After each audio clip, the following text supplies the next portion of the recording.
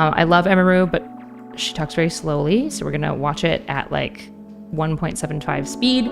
We will watch through basically the bulk of it, and then we'll watch Miz's response after that, and then we'll talk about it. Today, I'm finally going to be opening up about and telling everyone. Sorry, I swear I'm not trying to like make this dramatic or something. Like I said, I really wish I were not feeling like I had to do this. Today, I'm finally gonna be opening up about the psychological and domestic abuse, stalking and harassment, sexual assault, and threats of blackmail that Ms. Kip has done towards me, and some of these issues which are still ongoing. For the entirety of this year, I've attempted to separate myself from him and not talk about him at all, and not talk about this issue and just not make it a public thing. I always tried my best to keep this to myself, but like I said, I feel like it's gone to the point, which I'll explain later, that I feel like it just has to be done. And I have always believed in not condemning people or starting drama online. So I'm sure a lot of people are gonna be asking, why am I doing this and why now? And I would like to explain that before I get started so that people understand what prompted me to do this today, and that it's not just on a whim or something like that. I was informed by 3 separate people, one of whom was present for said incident, that he had done something similar to something that he had done to me, and to someone in LA at the end of September. And this person is not a streamer or content creator, but obviously that does not matter. And because of this, I cannot in good conscience sit here knowing that I know critical information about someone that almost no one else does and not say anything. I don't want what happened to me or what has happened to other people because of him to happen to other people. And I don't believe he will ever stop behaving the way he does. But regardless, yeah, like I said, one of the main reasons I decided to do this stream is to come out about all of this because I can't hold on to it any longer because it feels wrong to do so. So a lot of people have been speculating on like, why is she coming out now? Is she coming out now because of the buzz from the TwitchCon assault, that like she's got a lot of eyes on her? Is she coming out now because the NDA ended and she can come out now? Now, obviously, we're going to be speculating here because we don't know specifically. All we know is what she said, which is that I feel that it's wrong. I've now known about him doing this to other people, and I think it is wrong to like continue to shield the public of knowledge of this individual that would radically shift how they feel about him just so that like I don't cause drama. I think that I'm doing something wrong there. So that's her reasons for it, okay?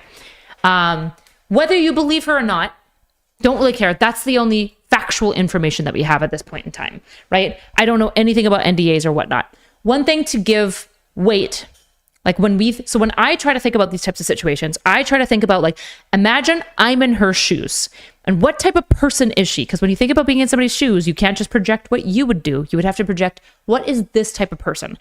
My understanding of Emiru, she's like an entertainment streamer exclusively. She tends to avoid anything too political, too dramatic in general. She wants to keep it like really kind of family friendly, lighthearted, and positive, almost exclusively. She very much min-maxes on being like the wholesome streamer type content creator, which is totally fine. My understanding as well, in the way that Tectone has talked about her and other people, is that she's generally well liked. I've met a number of people that are pretty famous now at this point in the political space. I've never heard a negative thing about Emiru, which doesn't mean that she's a good person, but that's been my experience at least. And so let's assume this is a person who thinks drama is harmful, doesn't want to participate in it broadly because that's not their brand, and has something happen to them at TwitchCon that's really upsetting, and it's public facing in such a way that they can't not comment on it. And so she does. For the first time ever in years of streaming, she makes serious commentary on things that have happened to her. And the response is enormously positive. She's viral as a result of it. Her clips of her talking about it go viral. She probably gains a bunch of followers, but most importantly, she probably gets resounding and unquestionable support from the entire internet, because everyone can get behind a really cute girl getting assaulted. Everyone cares about that girl because it's so cut and dry. He did something wrong to her, the guy who assaulted her at TwitchCon, meet and greet. That's what we're talking about right now. And she justifiably spoke up about it. And then on top of that, Twitch completely fumbled the bag when there's been growing negative sentiment towards Twitch, right? So she gets this resounding positive response, which is great. Hope pilling, because usually the internet is not so awesome, okay? Usually the internet, it'll be like, oh, you're a victim? How can I make it worse? But in this case, she gets a resounding positive thing. So she, for the first time in her life, crosses a threshold of content she's never done before, which is talking about her own personal drama. And all she gets is positive affirmation from it. It would make sense if she's been thinking about this for a while. She's at TwitchCon, this negative thing happens, but also, as we'll hear later, negative interactions with him happen all throughout TwitchCon as well. So she's feeling all this negative emotion. This negative thing publicly happens to her with the random assailant. She gets all this positive affirmation and she goes, why the fuck have I been holding on to it for this long? Why am I protecting this guy anymore? Like, what am I actually doing? And she's already been forced to cross the threshold of talking about personal drama. I think it's pretty reasonable that you go, you know what? I'm going to clear it with my lawyers. I'm going to talk to all the people that it could affect. As long as they approve it, fuck this shit. I'm done. It makes total sense because once you cross like a threshold of a behavior that you've never done before, it's suddenly much easier to do it before. And just so it's clear, the behavior in this case is just talking about her personal drama, which is fine. It's neutral to do. It's not a bad thing to do.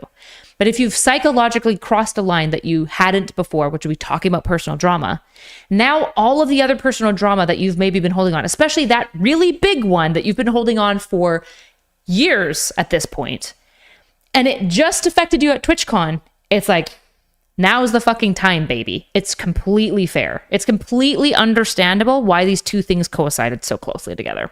From a psychological, like, if I'm thinking about how people think. And an honorable mention reason for why I'm doing this is that for a while, he has been indirectly threatening me through my friends and people that I work with. They've informed me that he said that if I ever talked about anything he did, he would try to create a smear campaign against me in retaliation. I was told that he even approached other streamers who were close with us back when we lived together, asking them if they would join with him, and they all refused. At TwitchCon, he approached one of my employees, threatening them and saying if I ever talked about him, he would destroy me. Multiple people have told me that his plan was to claim that I kill animals and that I killed my own rabbits, since I had several of my rabbits pass away over the course of 3 years while I lived. Bro, the fact... Threatening them and saying if I ever talked about him, he would destroy me. Multiple people have told me that his plan was to claim that I kill animals and that I killed my own rabbits, since I had several of my rabbits pass away over the course of 3 years while I lived with him. Just as, because we've already seen this, the fact that he just still did this is like, you're just making me believe her more. She literally called your bluff of, not your bluff, but your threat. He's threatening to do this. And then you go, yeah, well, she really did fuck around with her. It's like bro, why would you say that? That just makes me go, oh, so you were going around threatening people to say that, and then you did it when she came out with it. Damn, that makes me assume that everything else she's saying is true too.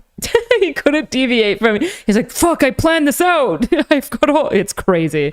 Actually crazy behavior. Fuck, I wish I had said this before. I'm gonna tell you, I've interacted with Ms. like just a few times, so I'll weigh in on like my personal experiences, but they're pretty minimal. Crazy to just go to this line despite this. Does he have video evidence of it though? If she even did maniacally kill her rabbits, that doesn't make him less of a piece of shit. That's the issue. It's like all he's doing is being like, you think I'm bad? You're bad too. And it's like, okay, well now we're all just bad.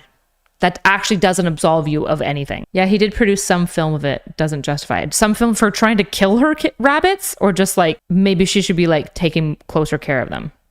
Now, and it's probably going to come as quite a shock to him that this information made its way back to me and that I've known for months. But if you try to threaten me to stay quiet, especially using my poor dead animals, I'm not going to stay quiet. Okay, so now that I've explained all the reasons why this took so long and why I made the decision to do this stream. Okay, here's a perfect example of the type of commentary. How did her getting assaulted at TwitchCon by some 6'7" incel give it the confidence and come out and say, oh yeah, Ms. assaulted me too. Already explained this. Once you've crossed a threshold that you've never crossed before, in this case, she was forced to cross a threshold, which is talking publicly about being assaulted, which she's never done before, but she had to in this case because it was exceptionally public in the meet and greet. Once you do that, and the response is ubiquitously positive, and then the whole weekend that this has all happened, your ex, who you've been holding on to these secrets for a long time, is still doing all the toxic behavior, and then you connect with another person who used to know Ms., who's had the same experiences, and your experience of coming out about this assaultant at meet and greet was exclusively positive. It is very reasonable for you to go, I feel comfortable talking about this now. Like, it just makes total sense in the way that people habituate and get comfortable with things. It makes complete sense. It's like the most human thing ever to me. I have a few more things I would like to get out of the way before I start talking about all of this. The way that I'm going to do this today is I'm going to run through everything from the beginning to the end to try to get across the story as accurately and fully as I can. And, hold on. I'm also going to be showing a few screenshots validating what I'm saying. I have more things, but this is what I felt comfortable using today. And I will be running through those later. Another thing that I'd like to mention before I start is that during my statement, I'm going to be mentioning directly the names of about half a dozen other creators who were present for certain things. And I want to say that none of these people did anything wrong. I'm just saying that they were there, and I've asked all of them permission. They all said that it was fine to include their names, but I know this won't stop everyone, but I ask people, for the streamers that I mentioned, please don't go bothering them or asking them for more information. If there's something else that they want to say, they'll say it themselves, so there's no point to go pester them and bother them about it. There are also streamers who gave me permission to share things that they relayed to me privately, but asked me to redact their names, which I, of course, did. And the last thing that I want to make clear is that not every person that I interact with or that I'm friends with knew the extent of all of these things, and in fact, most of them didn't, and some of them didn't even know anything at all. I tried to keep things private with my close friends, but if anyone during the past year ever approached me asking questions, I didn't lie and I told them the truth. But yeah, I don't want there to be some kind of witch hunt like, oh, you knew and this, no. A lot of people, didn't know everything or didn't know anything. So this is She's not, I have her sped up, Subban. She's sped up to 1.75 times. public information. I initially moved in. Sorry, I'm still sick, like I said. This is all public, obviously, this part. I moved in with him, I believe it was the end of 2021, because he offered. I was living alone at the time, and I was having stalker issues in Kansas, and I mean, you guys know, like, all the stuff that happened there. I ended up joining the org and everything. We did a lot of streams together, and I mean, a lot of people already know this, but I'm just gonna come out and say it. We started dating. We were in a relationship starting January 2022 after I joined OTK. I'm not planning to go into too much detail about the start of the relationship because it honestly doesn't really matter at this point. It's irrelevant now. The only things that really matter that you guys need to know for the story are that it was, one, an extremely private relationship. It was even hidden from friends and people in the org, but I mean, obviously people all eventually figured it out. They're not fucking stupid. And second, it was an extremely codependent relationship. So she is now talking about Mizkif for everyone who is lost. This is about Mizkif. It's not the issue, but that's just, making that clear for details. He initially portrayed himself to me as someone who was very nice to girls and wanted to help me feel safe from stalkers and wanted me to succeed as a teammate. And we grew very close over time, and I was very dependent on him for feelings of safety, social life, like my stream, my job, everything.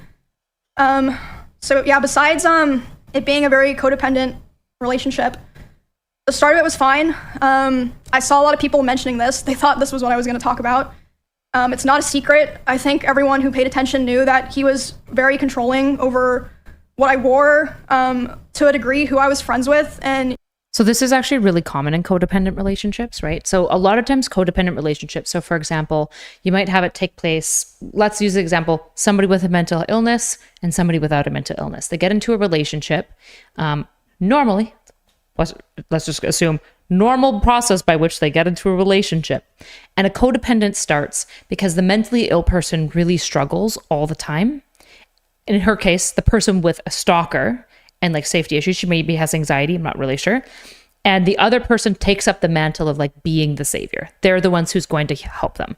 There is so many relationships that I know where the dynamic begins to develop over time, where one person is always saving the other person. And this type of relationship is necessarily poised to become toxic and unhealthy. It becomes toxic and unhealthy in typically different ways. And just because it becomes toxic and unhealthy, it doesn't mean that it can't be corrected and made healthy again, right? There has been times in Nick and I's relationship where I would say like we were codependent, like me more toward him. And we've also moved to a healthier state. But typically in a codependent relationship, you have one person almost entirely leaning on the other. Now, this does two things. Number one, it actually erodes the confidence of the codependent person. Because if you think about it, if you are the codependent person, it feels really good to have somebody who takes care of you. It feels really comforting. It feels good to be seen and for your pain to be taken seriously. And the issue is that a lot of times when the codependence starts, it's healthy because people who are really struggling need a community around them, and this person represents a community who actually like supports them, and that helps them initially. They get happier, they get less depression, less anxiety, they start doing things more. Their person that they're relying on helps pull them out. However, over time, as this dynamic continues, the foundation of what that person views as their way that they problem solve becomes intrinsically linked to their partner, the person that they're codependent on.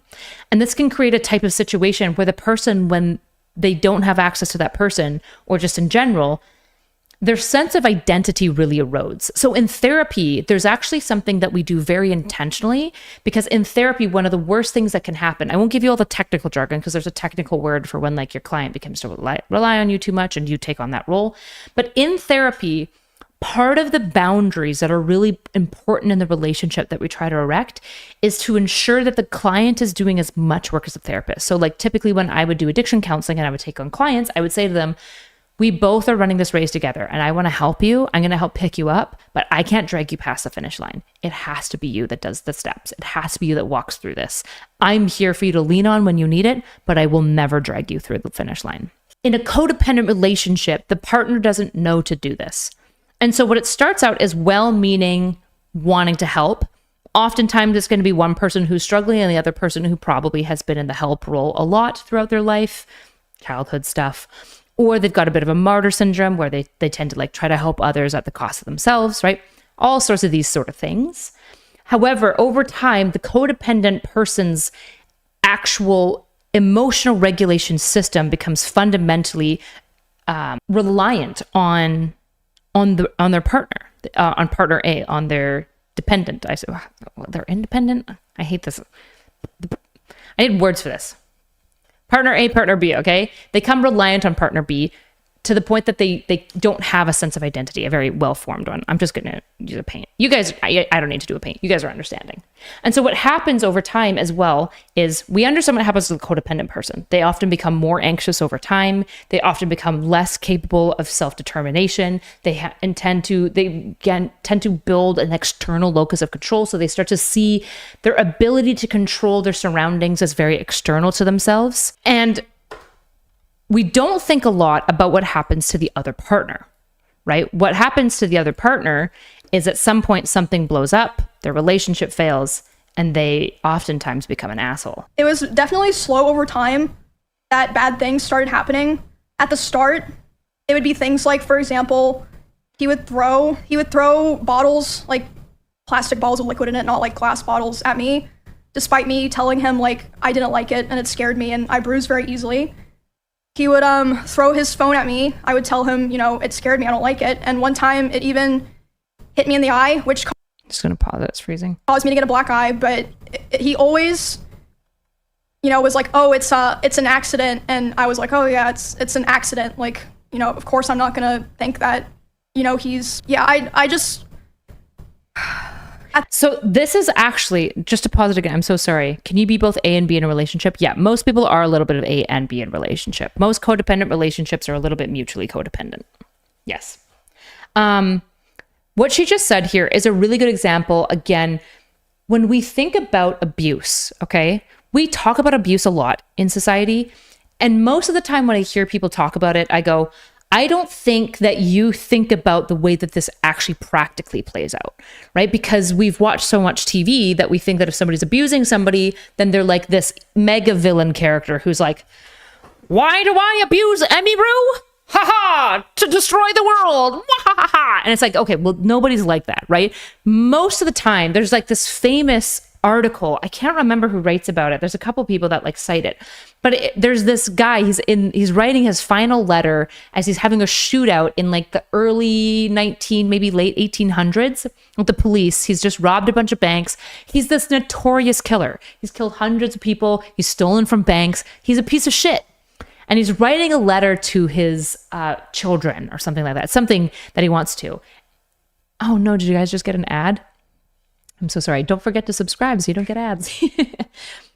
He's writing a letter, and in the letter, he's talking about how like he's such a good guy and life is so unfair to him and he's just done his best to be a good person, right?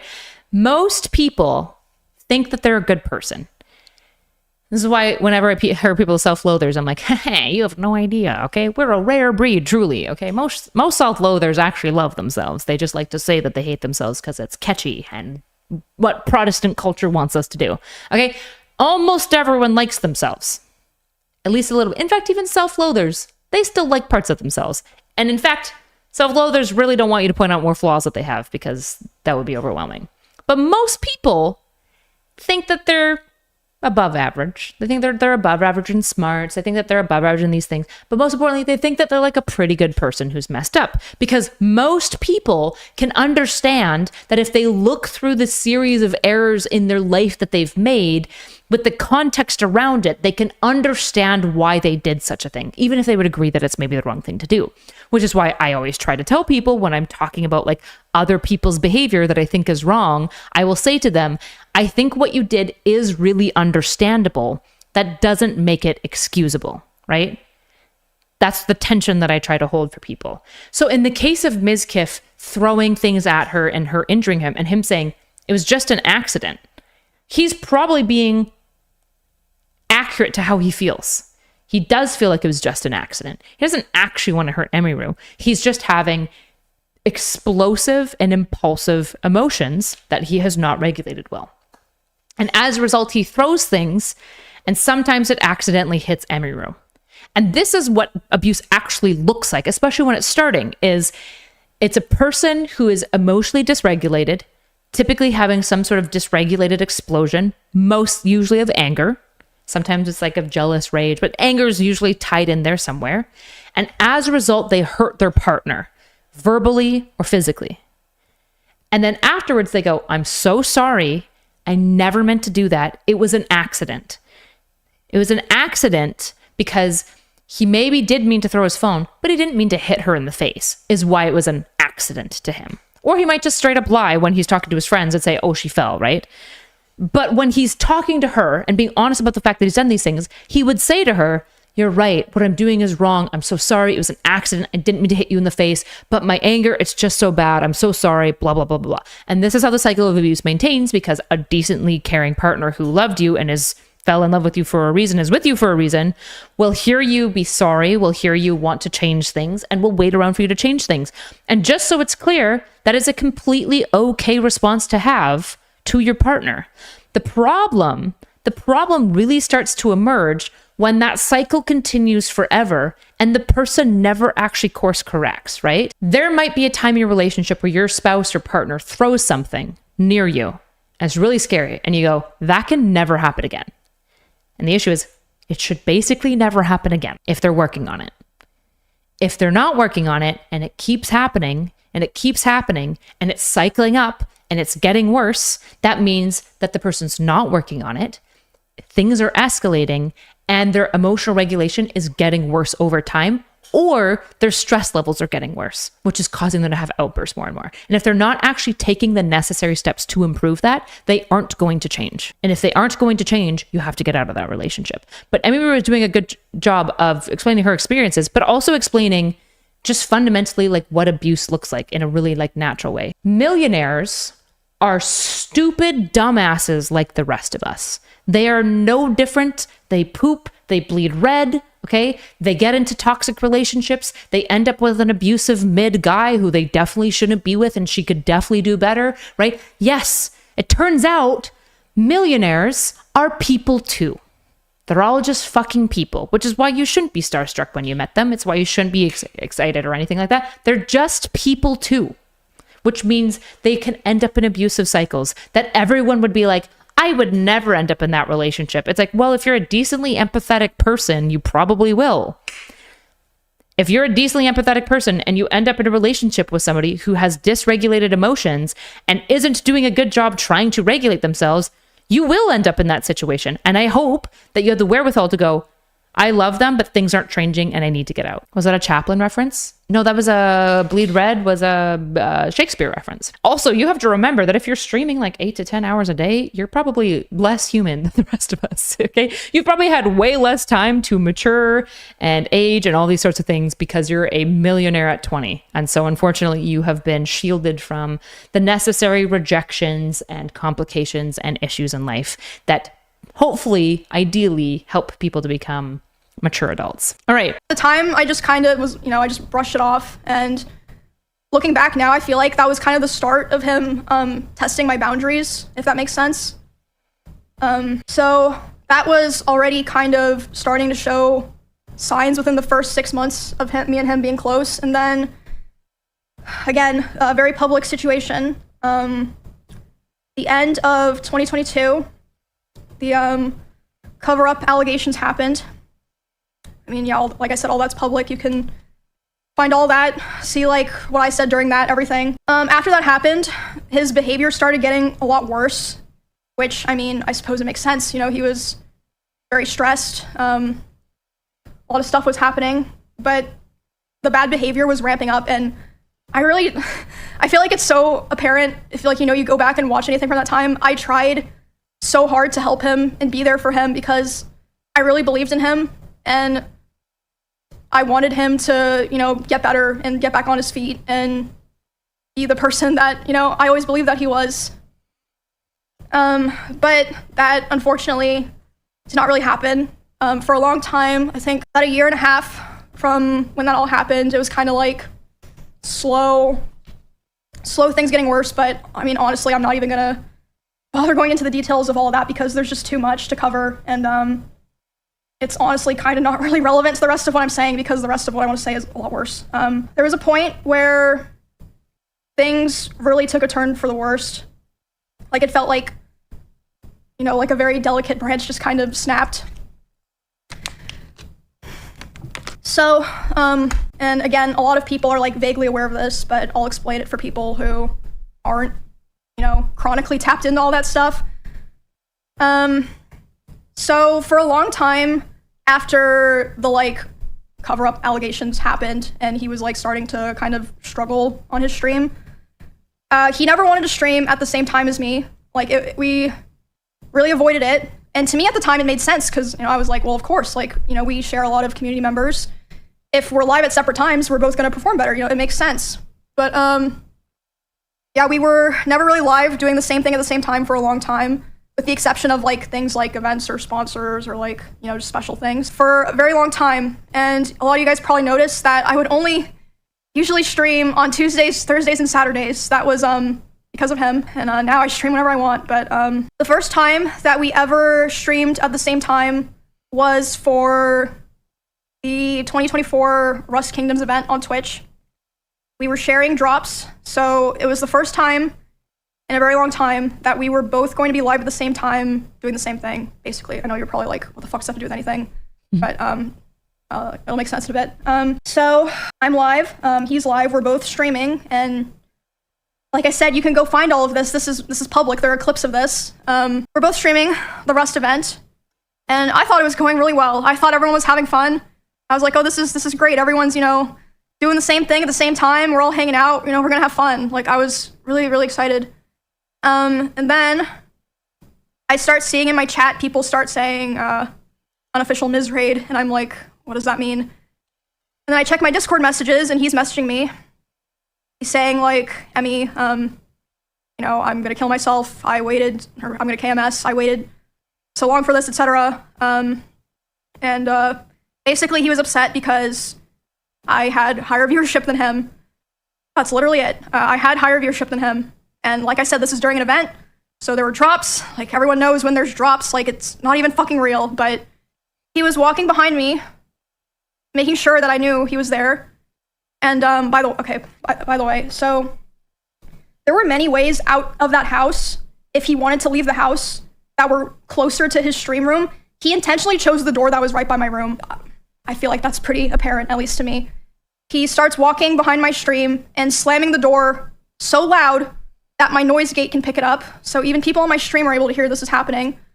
And he slams it so hard and so many times that the front door literally broke. The lock did not work anymore. It didn't work for months, and it would just make this horrible sound that I would have to hear every fucking day. But anyway, so I hear him back there doing this, and I'm like, what the fuck is going on? So I tell my stream, I'm like, hey, guys, I'll be right back.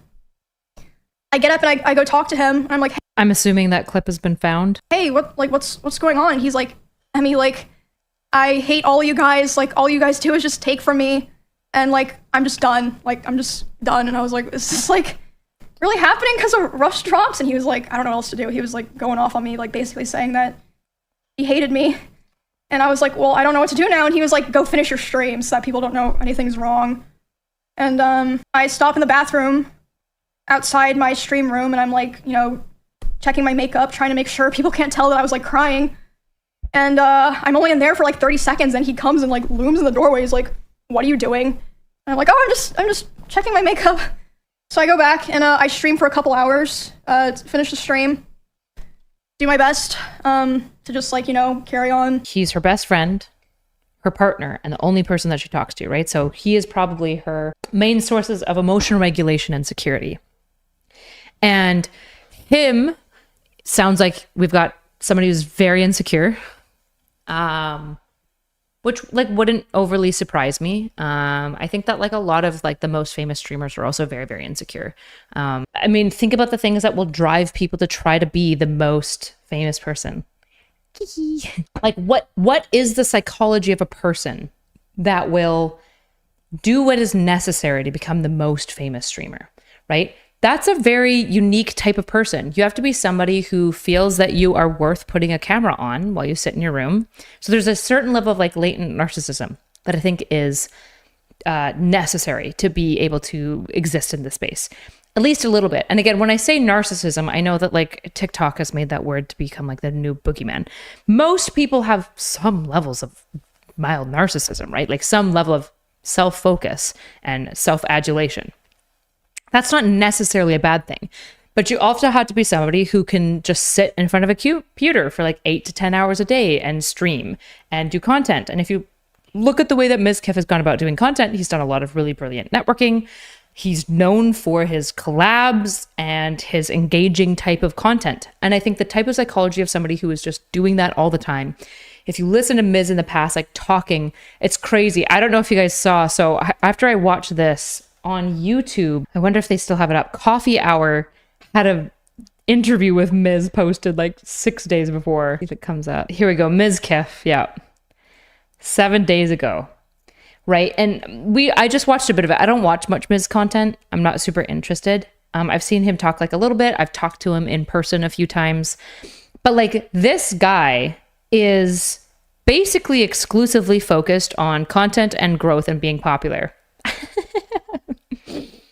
Look at all the comments in here too. He was here after Emmy exposed this weirdo. You guys did his exit interview from streaming. But when I was watching this, a lot of what you hear is him being like, you know, I do this in a smart way that's different. And to be fair, Mizkif has been like one of the more talented streamers as far as like coming up with novel, engaging, pushing the forefront of streaming, right? But there are things and consequences that come with the type of psychology that does that also is like necessarily going to be very controlling, for example, because think about Hassan. Think about how controlling he is with his dog, right? That's not overly surprising, right? A streamer is at all times thinking about the show and the show that they're putting on while simultaneously going, I need to appear authentic and myself, but also everything has to be like perfect. And so there's this type of kind of obsessive controlling that has to take place that I think is very different than like pre-recorded content, because in pre-recorded content, all you need to control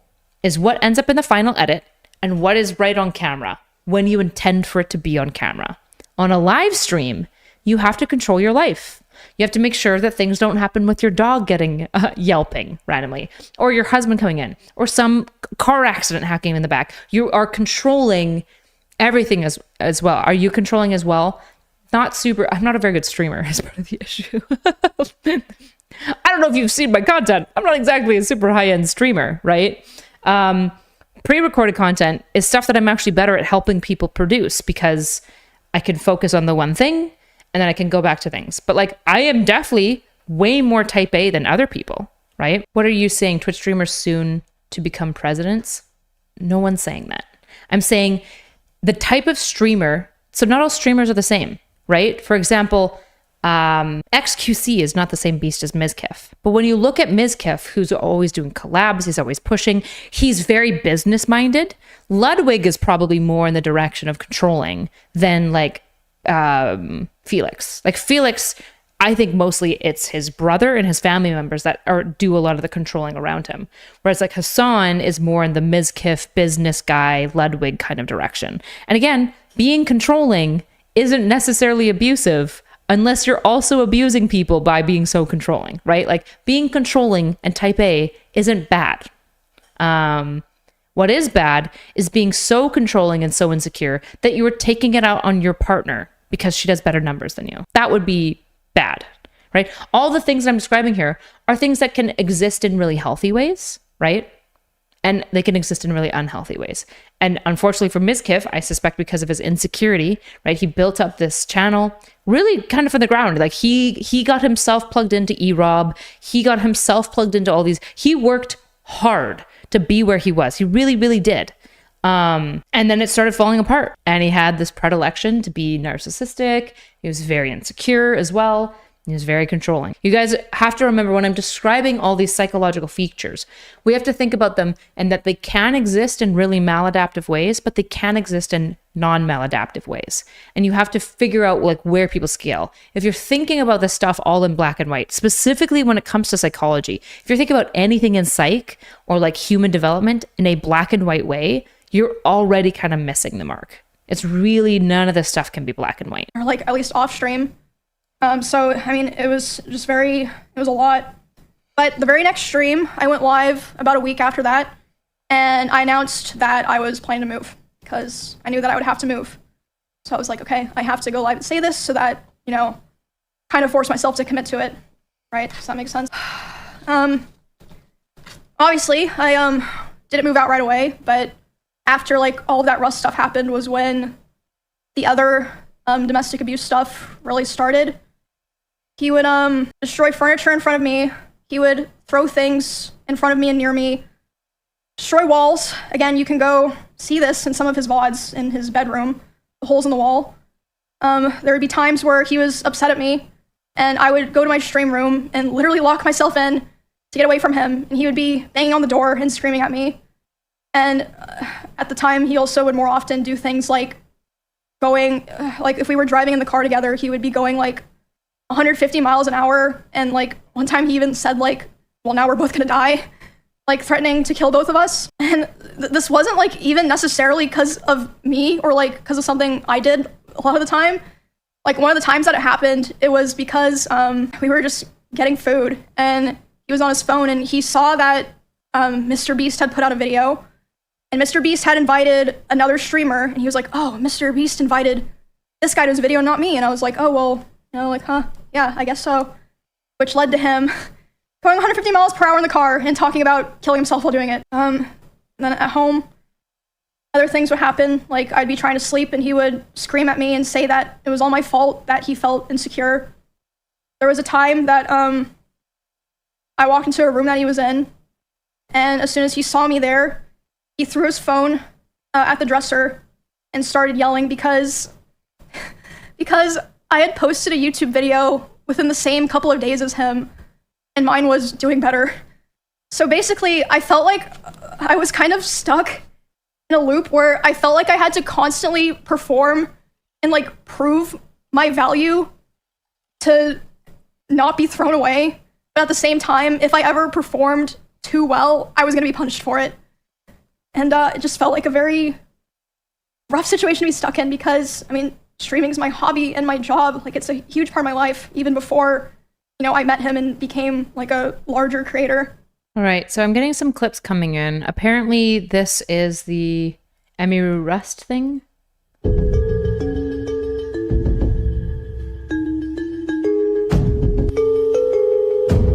This is Mizkif. Today is the Rust server. Chat, I'm excited. We got some stuff, dude. We're gonna start talking to people again. We're gonna hang out a little bit. Got raw pork. I'll fucking take it. Would you like some raw pork? Yeah, I'll fucking take raw pork. Hell yeah. Enjoy. So I thought, why not build a house up here? Yes. I can pay rent in your house. Okay, let's do it. Yep. Oh, wait, check this out. Come here. Ooh. Not bad, huh? The house.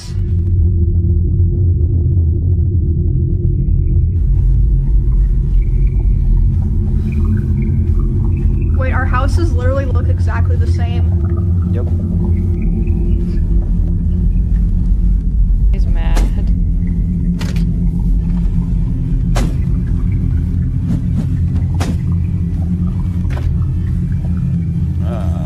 Hello? Yeah.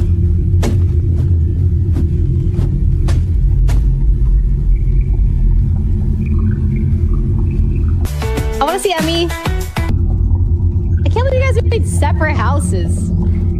The biggest sweats, you retards. They will come after you guys. They're the biggest We sweats. can stop them early. Yeah, let's go. Let's do it, dude. We'll join the resistance. I hate all those stupid spooky music. Whoever edited this. You're spelling it wrong. But Yeah, my bad.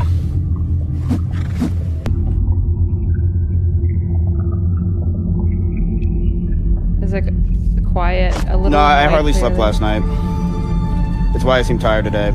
Because I'm honestly fucking tired, chat. I'll be honest. I'm pretty tired. I'm just tired. Alright, chat. I'll see you guys later. I will see you guys probably tonight, if not tomorrow. I just need a nap. I'm fucking zooted out of my mind. What does unofficial Misraid mean? Guys, Oh, he did? Listen, why are we all acting like we haven't murdered? Like we haven't pillaged? Like we haven't had to do what we had to do to make it here where we she had a one-hit advantage. She was coming after me. I had to attack back. What the fuck is this? That's like crazy loud to go through her gate. What are you? Was that a test? You said Well, I have some cloth in my house. Let me check my body real quick. Did anyone loot me? Yeah. Go to the restroom real quick. I'll be right There you go. back. Yeah, she's trapped now. Fine, look what I did. Sick. Okay, sick. Okay, I'm stuck in here. Okay, sick. I'm gonna make some stat. Hello, sorry. It's like 20 minutes. Oh. Hello. Abaragi, thanks for the sub. But alright, yeah, I'm gonna log out for now, but I'll probably come back later. All right, so the rust shit was found. Damn. She has a clear door in her room. Well, this is her stream room. I don't know if this is like her bedroom. She said my stream room, so I'm assuming that her stream room is not the same thing as her bedroom, which would make sense. If you're super rich, why would you? That flinch, yeah. Yikers. Yeah, I mean, it seems like really insecure. The energy difference was crazy. Yeah. I mean, again, seems like everything she's saying has been verified. If it all gets verified, he's a little cooked, isn't he? So I'll be clear for myself. I've only met Miz a few times. I've never really liked him. I don't really like this gif. Every time I've interacted with him, it's very clear that he's like hoping to talk to somebody more famous than me. Which, to be clear, it's not the only more famous content creator who does that. There's a lot of famous people who are just like, oh, hi. I'd rather talk to more famous people. It's like, cool, just go off and do your thing. So I've never liked Miz, so I'm a little bit biased. No, that was her room. I know too much. Okay. Fair enough. And this is still before I moved out.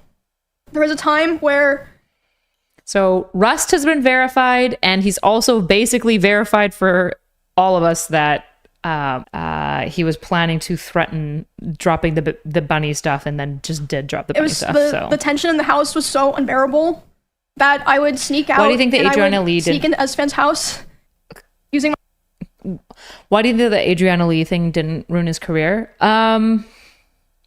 A lot of his friends, like the thing is that like what will end people's career is like how they respond to it. Like if it wrecks their mental, and if all of their friends like walk away from them. And even then, sometimes for some people, if their friends don't walk away, but they just like stick it through, like a lot of canceling is fundamentally about like whether or not people stop making content. Now, to be clear, his numbers took a huge hit after Adriana Lee stuff, like a huge hit. And a lot of people like distanced themselves, but his friends would still like kind of hang out with him. He still had like Emmy and all the people that he was connected to in that way, which like kind of keeps his career afloat. Like the reality is that like if he still has access to certain things, especially as a collab creator, then he still has a career. That's why his career stayed afloat. Like it basically, even this won't necessarily kill his career If he keeps streaming, he'll just have his ceiling. What it really does is people don't really get true canceled anymore unless the platforms ban them. What happens is that the ceiling, their peak drops over time of like what they can ever achieve, right? So his ceiling has dropped a lot. This is going to further dramatically decrease his ceiling, but it won't eliminate it. If he chooses to go live, he'll still probably get viewers, especially if he, for example, say he grifted into the red pill, he get way more viewers again. So like a lot of what cancels people is like how they react to things like this, which is it's a very weird part of the new kind of social media industry. My code, and Sven didn't know why I was doing this. He saw me a couple times. I'd be like, oh, I'm just gonna go take a nap in your guest room. He'd be like, yeah, that's fine. I would sneak into Sven's house just to have some time of like peace and quiet. But eventually he figured out where I was going, and he would go over to Sven's house to keep telling me off. And there was a time that he did it, and I was laying in the guest room bed, and one of the roommates in that house had come to see like why I was crying, and they were standing in the corner, and he came in, and he was very physically aggressive. He was like, Emmy, like, what are you doing? Like, angry. And then as soon as he turned and saw this other person standing there, he instantly like deflated and changed his tone. He was like, oh, Emmy, I was wondering where you were. Like, are you coming home? And that roommate like later asked me about it. They're like, what the fuck was that? Like, are you okay? And I was just like, oh, it's nothing, because I felt like a lot of the reason that I didn't tell the people around me was because I felt like no one would understand, or even if they understood, it would just be a burden to them, because all of our streams and social circles and communities are so intertwined. I was like, maybe it's just better for me to deal with this and like hope things get better, basically. I honestly don't even remember what the final straw was that I finally was like, okay, it's time to go. I suspect a lot of like, I think a lot of the red pill, for example, they'll hear a woman say that and they just like won't believe it. Which mostly tells us a lot more about you than me, where they'll hear a woman be like, well, yeah, this really negative thing was happening, but like, I didn't tell anyone because I didn't want to like stir the pot. I didn't want to like make drama. And it's very weird to me when I hear that, when I hear that and I hear red pill or like certain men, especially be like, huh, that's ridiculous. You just sat in silence, even though you're a streamer. It's like, it just makes me feel like you can't see people complexly. Like you're like, why would you be the type of person who would stream publicly all the time, but then not tell your friends things that might blow up the friend group and cause drama? It's like, you can't see how these things would occupy different kind of psychological spaces of behavior, right? Like there are so many people that will choose to swallow and sit on other people being shitty to them because they don't want to cause drama. I feel like there are so many fucking teeny bop stories in like Disney and shit that go through this exact arc where somebody just won't tell people how they feel because they don't want to like ruin the friendship. And you have to remember that a lot of these people are also like very socially immature in a lot of ways. It is completely normal to just opt to not to, especially in her case, where it's not just like a friend group that you might blow up. Think about the time where you've chosen not to stir drama because you don't want to blow up the friend group, and then attach millions and millions of dollars to that friend group. Millions. Especially, we don't know what any of these people are like behind the scenes. We don't know how many of these people in their social group are like super legit people who would be like, I don't give a fuck about money. I'm like, that's not okay. And I don't want to like be around this person anymore. Like, you just don't know. You don't know how people are going to fall necessarily, especially for us, because we don't even know what most of these people are like behind the scenes, right? We know that almost every single streamer, Mizkif has literally said this, which is a little telling now, but he's literally said, guys, you have no idea what I'm like behind the camera. And I think that that's true for a lot of streamers, okay? They are oftentimes very different behind the camera. And that's, when you hear that, you think that that's bad. That is deeply self-protective. That is like one of the more reasonable things that a streamer can do, which is that like they understand that when they are in front of the camera here performing for you, you are here to watch them. They're here to give you a good time, an interesting time, which means they're going to take their personality and they're going to dial up by 5, and they're going to be a little bit bigger and brighter, and they're going to make sure that they're smiling and having fun because they want to make sure that the viewers who are paying them to give them the positive time that they're looking for get it. right? So it makes sense that you're slightly different because you don't go to stream and go, God, I'm feeling so grumpy and my mom's over, so I kind of feel like regressing in age, and my husband left his socks out, so I'm going to complain about that endlessly for like 2 hours straight. I'm going to loop because nobody wants to watch that shit. Nobody cares to hear you whine about your banal, mundane human stuff. They want a streamer who's positive and exciting and glitzy and entertaining, which is completely reasonable of the viewer as well. But that's why this like happens, right? And so when people are like psychoanalyzing these people, we have to remember like, we don't know what Cutie Cinderella is like behind the scenes. We have no idea what it's like to be a friend. We don't know her strengths. We don't know her weaknesses, right? As an interpersonal friend, we can get better tells from watching their stream. There's things that will show through, but we also don't know how much they're giving us that isn't real at all. We have no idea. Like, I prepared the house that I lived in before this one, like pretty much immediately after the like breaking the front door thing happened, but I was still like scared and unsure. Streamers can be quieter off the camera, but you can't hide yourself for 50 hours a week. Turns out you can, right? Nobody would have even found the clips of Ms. Kiff slam, the Rust clips I just showed you. Nobody would have even found that or known that that was Ms. Kiff unless Emiru came out and said something. Yes, you can. You can to a certain degree. You can't hide all parts of your personality, but you can hide, for example, the things that like people wouldn't even know are happening to you if you were their best friend. There are people who hide domestic abuse from their family for years when it's happening in the same home. What are you even talking about? People can hide all sorts of shit. There are people who will go to church and hide bruises that their husband left on them that week, even though they see their church friends 4 times a week, right? Yes, it is easy to hide things so long as you're being intentional about hiding them. You can get insight into their personality through streaming, but to assume that you just can't be surprised by them or that there will be things that you just don't know about them, that's not true. Jesse Lee Peterson is to this day pretending to still not be gay, and he's like 76. He's been hiding that shit for years, okay? Yes, people can hide things. So I don't remember what the final straw was, but I remember the day I took Cheddar to the house because he just randomly started like screaming at Cheddar. He was like, get that fucking cat out of my house. So I just grabbed Cheddar and put him in my car and grabbed his litter box and took him there, and I just left him there and never took him back to that house. And then I think like within several days after that was when I finally moved out. It was on very short notice. Like I said, I don't even remember what the final straw was because so many things happened, but there was a time when I just knew. I called some movers. I said, hey, can you come tomorrow? And they were like, yeah, and then I literally moved the next day. Moving out into the last house that I lived in was a huge step mentally because, like I said, a big part of why I moved into the first house in Texas in the first place was because I felt like it was the safest option for me because, I am a girl where it's like kind of scary for me to be living alone.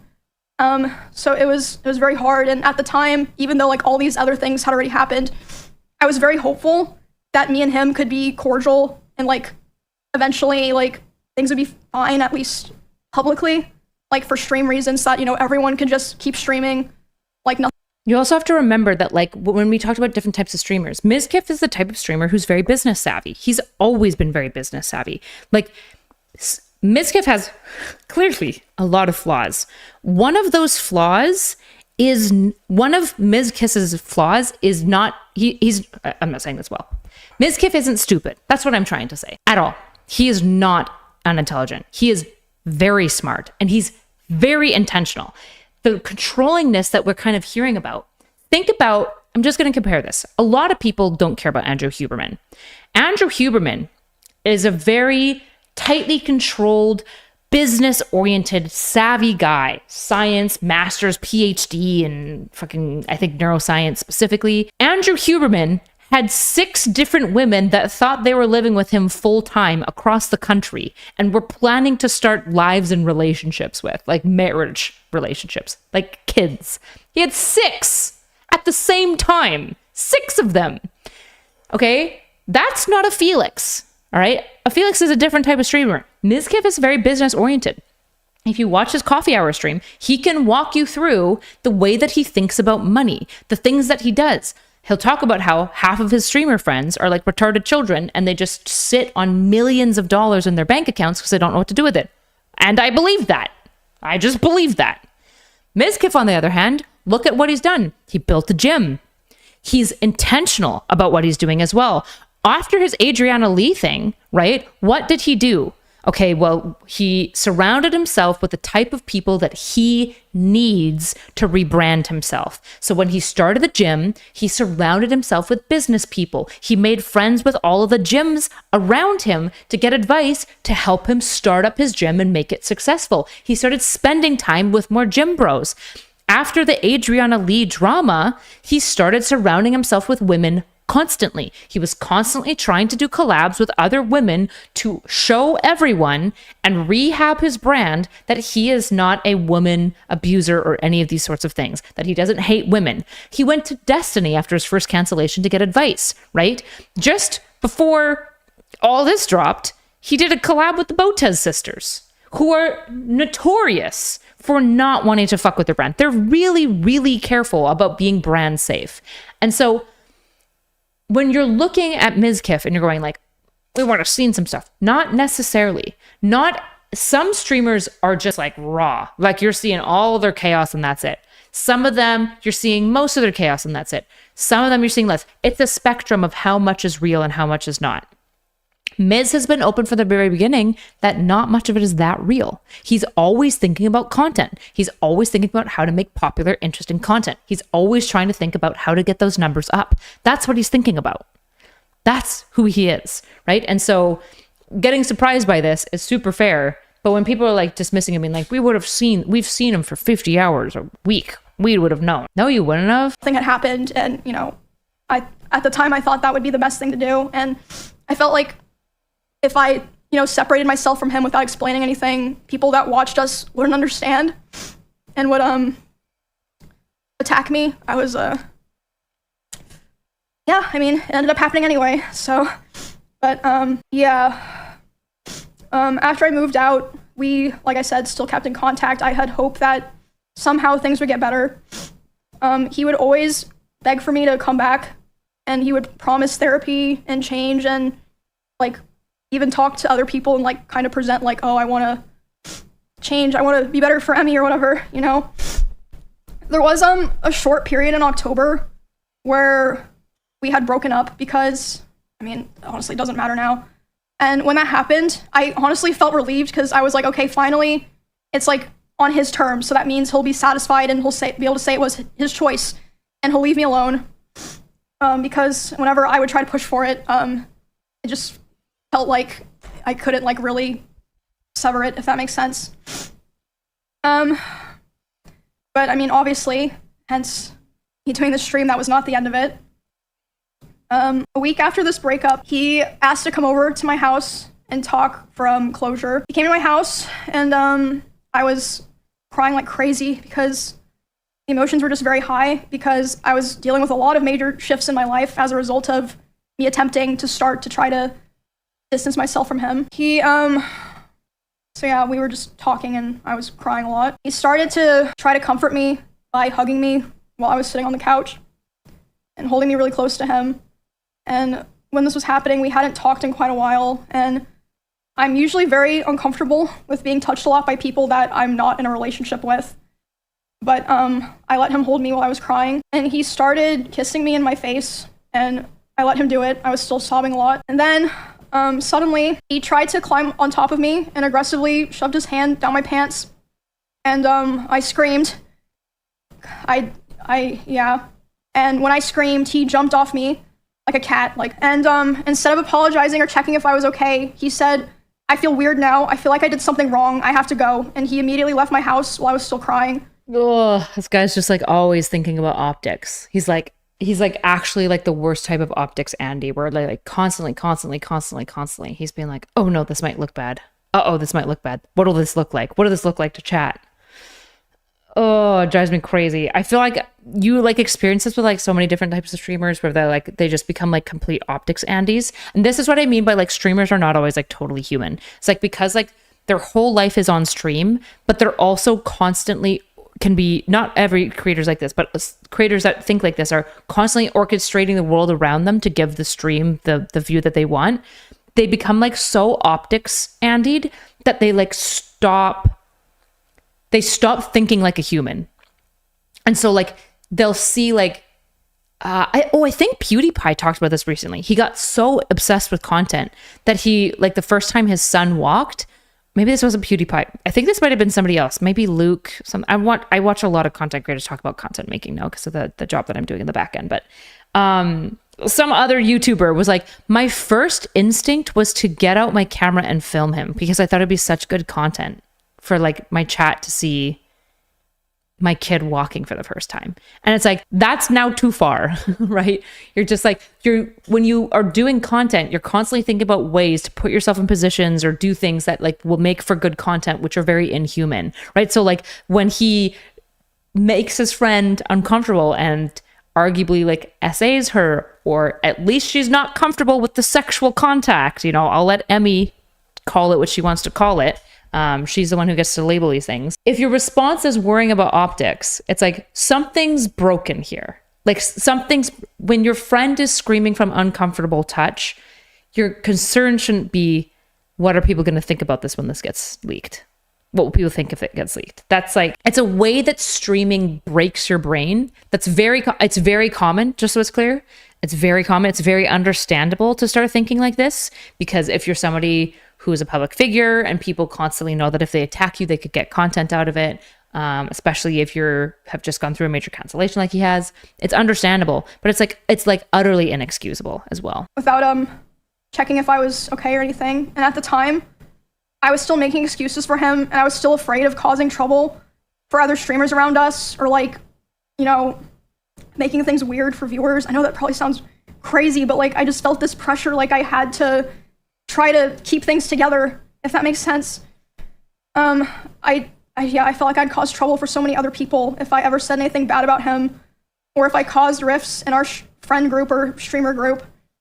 I tried to stay on good terms with him and hold everything in, and also I still cared about him a lot, and I still at that point had hope that things would get better, and that, you know, he would improve. And he'd also always hammer into me how he never physically abused me because he never hit me. And he would coach me and tell me to tell people or other streamers who were asking about it because they were concerned. He would say, tell them that I never hit you. Make sure that they know that I never hit you. As a self-red flag, if you have to tell your girlfriend to make sure that she remembers to tell all of your friends that you're not assaulting her, something's wrong. Please get help. If you're thinking, I might need to control the narrative about me because of what people might be starting to see, stop controlling the narrative. Go get therapy. Crazy. You are officially, when you are telling people to construct a narrative about you because you are worried people think you're bad because you're doing bad things, you have become the bad guy in the story, and you have to fix that.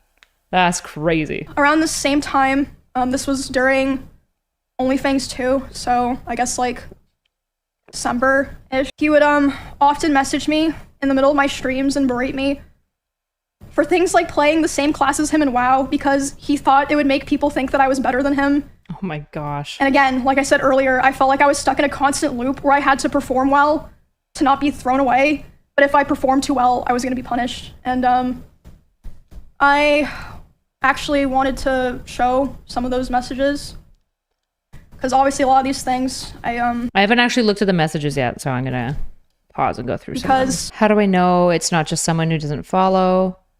Yes, I'm still wanting to be DPS, but for dungeons I have to tank. Yeah, you really don't. Like, you don't. How can I not tank in dungeons? You straight up don't have to because you're a DPS. My group didn't have other warriors. Yeah, I know where this is going. I'm not dealing with it. I asked for a boundary and it's always crossed. You don't know boundaries. Oh no. Oh no, the psych bro language. How can I? Okay, yeah, this is the same one. How can I not tank? You just do not need to tank in dungeons. So now I'm going to get so much shit nonstop. Don't ever pull aggro. Emmy is better. Emmy this. I can't have anything Emmy. Oh my gosh. Oh, yikers. Oh, this is a continuation. I can't have anything. You just take. I don't understand what you want me to do. Not tank. Just that simple. What the fuck does that mean? You already played warrior when I told you we're going to get compared. Don't pull. I'm gonna pull aggro because I'm a warrior. No, you're not. Another warrior can tank. Can't really see this one. Tank Emmy, do it. Let me handle all the hate and the criticism. You're worse than Emmys. The Emmy is so much better. The people saying you're better in every chat. Comparison since nobody will be on my side. Let me deal with it. You have fun. I asked you not to become a tank and you didn't listen. Now it's the classic. What was I supposed to do? I'm not dealing with this. Line. Oh my God. Dude, don't dude me. I asked for one thing with you. Don't be a tank, and now you're tanking. What can I do? What am I supposed to do? Don't tank. Yep, there it is. I'm playing the game. Tank Emmy, do it. Oh, this is so crazy. Imagine getting so mad about... This is something I just can't put my shoes into. Maybe other gamers could understand it. It's a bit cringe on Mizka's part. It's even more cringe to share these comments. It's not at all cringe to share these comments because the reality is that if you're going to drop this stuff, you have to drop receipts. Gaming chat sometimes gets like that. This isn't... Oh, Craigon, this is not gaming chat. They're not like fighting about like gaming. He's saying she can't play a role because it makes him insecure. This has nothing to do with gaming and everything to do with the fact that he is worried about getting compared to her. These are not comparable things. Like not even a little bit. He's not just being competitive, right?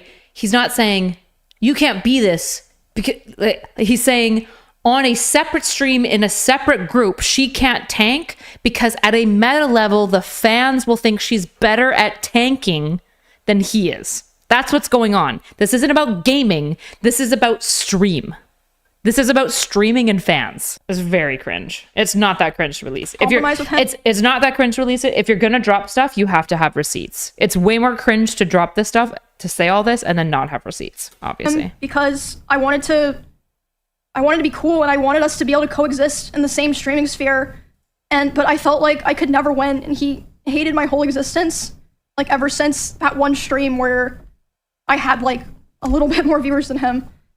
And he would say that it was my fault that his stream was dying because most of his viewers liked me, and whenever he hit on another girl, they would be confused or not take it seriously because they knew that me and him were together privately. And he said if he would be able to hit on other girls and convince them that it was real, he would get his career back. Oh God. That was like started within the last couple of weeks that we spoke to each other. Holy. He started saying terrible things to me about other streamers in Austin. In particular, one specific streamer who I know there's a lot of people that know he has beef with certain streamers. It was not one of those streamers. It was someone who to this day has been nothing but nice to him. He would say horrible things about this person, like about them in their stream, and it was very hard to listen to. And just in general, he would say horrible things about other streamers in Austin, like, I quote, "I hate everyone here. You are all useless to me. You're worthless to me because it does nothing for my stream anymore to collab with any of you." And him saying that was the final straw for me. The day that he said that to me about other people was the first day that I ever, for the first time, started to ignore his calls and messages. And because of that, he even threatened to come to my house if I didn't answer. But I did end up calling him back, and I spoke to him, and I basically told him that I felt like I could finally see things for what they were. And he started panicking, and he was super apologetic, and he was saying he didn't want to lose me, which wasn't the first time that he like did something like that and was like, you know, basically begging me not to leave. But that was definitely the most extreme time. And again, like I said, I always had the hope that things would be cordial or that, you know, we could be fine with each other. So I agreed, and we agreed we were going to talk about all of that. We talked about it about a week later, and instead of apologizing for anything, he basically told me that he realized he needed to go to Japan and LA to get his viewership back up, and he was basically too young to focus on friendships and relationships. And too young? It was I mean, despite everything, like I said, I still cared about him, so it was still hard. I have not spoken to him since January of this year. It's been 10 months. But you think that's the end? It is unfortunately not. I'm just gonna show you guys one clip that I think is relevant while we're here. Related to this, but Emiru and Ms. Kiff played Super Mario together. It was just to kind of show her being better at it than him.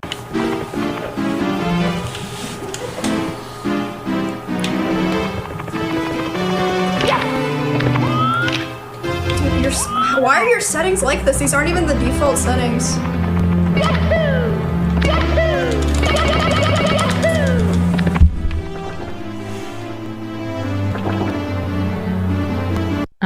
And then here's he's hanging out with FaZe, Arky, and Yugi, and they brought up how Emmy is happy now that she's not with him anymore. Dude, you know one of my favorite collabs was Emeru, bro. Oh my god, Emeru was so cool. I'm gonna keep it a buck. Dude, everyone was like So this is after she's cut off contact with him. so cool. Emeru, bro, I didn't think Emeru was gonna tap in with us. That's the thing, because we were with Cinna and Bonnie, but it's just the thing that Emeru, when she popped So up, I was cool. like, dude, Emeru was like I'm not gonna lie, bro, everyone's been so cool so far except for like I feel like there has to be like a cancer, like there has to be like a reason people like, you know what I'm saying? It's always gotta be that one person. But definitely like Emeru was definitely probably one of the best. You think that phases me at all? What do you mean? What do you mean? What do you mean? That like none of this like I don't even understand. Bro, you can't hurt me. There's nothing you can do. What are you talking about? No, I'm not talking about We anything. collabed with Cinna, Bonnie, and Emeru the other day. That's great. That's fine. Enjoy yourselves, brothers. Whoa, bro, are you okay? Are you good? Are you good? Yeah, I'm good. I just gotta go to the bathroom. Like, give me a minute. Dude, no, I'm fine. it's okay. I know it's okay. Dude, wait, what's wrong? Are we in therapy or something, bro? Wait, This what is did I fine. say? You said nothing. You said you did a collab. That's cool. It's fine. I have no problem with that. I told you there's no issue. You used to live with Emeru, and then all of a sudden you wanted to use Emeru to become bigger, and you couldn't. So then she broke up with and you. everyone's been like having way more fun and doing way more cooler things. What even are you spitting? Dude, Emeru used to always be in her room. Now she's like going IRL and having fun and doing a lot of cooler stuff now. Disconnected from you because Thank the Lord. Thank the Lord. So some of this feels like a bit, I'm not gonna lie. Brought down the vibes with Emeru, dude. Yeah. Facts. Wait, Emeru was actually having so much more fun. Like his IRL, she was grilling, doing all type of stuff. You're grilling me right now. I'm sorry. Bro, dude, that's where I'm chopped. We weren't even dating, dumbass. Well, of course, bro. Queen Emeru is not dating someone like you. By the fucking gods. Hell no. Fuck no. God no. It's really awkward because it feels like everyone's playing it up for the camera, but it doesn't quite, like, they're clearly baiting him. They clearly are trying to piss him off. And he's doing his best to like roll the bait, but it's awkward. And the fact that they know that they could bait him and that it's this awkward and he's trying this hard is like, there's something weird going on. Like, this is weird. This is a weird clip. Why on earth would you think this is not a bit? It is a bit. It is a bit. The issue is that it's more than just a bit. Like, these guys brought it up organically. He's not super into it. He's rolling with it as best as he can because he's live on stream. But these guys know that they can bring it up to dig into him. Obviously. I don't know how they feel about it. They might like him, they might not. But it's like, this type of bait, they're baiting him because they know they can get something from it. And he's rolling with it pretty well. To give him kudos. He's rolling with it super well, especially if he's as unhinged behind the scenes as Emeru is painting him, right? Behind the scenes, he's fucking emotionally deranged. So him pulling it together right here, pretty impressive. But it's weird. Jesus, no. Hell no, bro. Don't even say that word. Right, so they're like, it is a bit. They're clearly baiting him. It's clearly for entertainment purposes. But also, there's something there. There's something there. He was begging me to take him back for the majority of this year, which was 7 or 8 months total. And like I said, some of the messages were even, I believe, ChatGPT. Not that it really matters. It's just interesting, right? As of today, it's been about 2 months since he has attempted to contact me directly. I think because about 2 months ago was when he started kind of getting scared that I might have been like, you know, telling people things, which again, I wasn't going on my way to do it, but if anyone ever asked me, I wasn't gonna lie to them. I mentioned this at the beginning before I started like fully telling the story. I heard from my friends, other streamers, and my employees that he had cooked up a plot that if I ever tried to talk about him, like about the abuse or anything else, he would try to go live and say that I killed my rabbits. And I was told that he approached several streamers who were around us a lot when we lived together and asked if they would basically back him up, and they refused. Obviously, they're not insane. And even something happened this weekend. At TwitchCon, one of my employees told me he went up to them and he threatened them, saying, if Emmy ever tries to talk about me, I will destroy her. Whatever that means. Akers. And within the same night, he also texted one of my best friends, and he would have known that I would have been with this girl. He texted her saying, hey, worried about her, hope she's okay. You know, right after he just said to my employee and other people that he was going to try to destroy my life. Right. Especially, it's been a while since the Adriana Lee thing, so I can't remember. I don't know what she was told by him or any of these sorts of things. And also, like, he can do something shitty like that, and it doesn't mean that, like, she should necessarily know that she should come forward and come public about all these things. All right. This is the part I haven't seen. So we're going to end here and go to Mizkif because I'm super curious what he had to say. I've not seen any of it. I just know that he doubles down on Bunnygate, which is crazy. A crazy choice to make. Hello? Yo. What's up? Hello? Yo. Call Bean, he can fix this. No, it's okay. Yo. What up, chat? Yo, what up? Yo. Explain yourself. I will, promise you. We're not playing Marvel Rivals today. Tom, pick this up. Appreciate it. Yo. What? Hey, new viewer here. Why is everyone? What up, walnuts? What?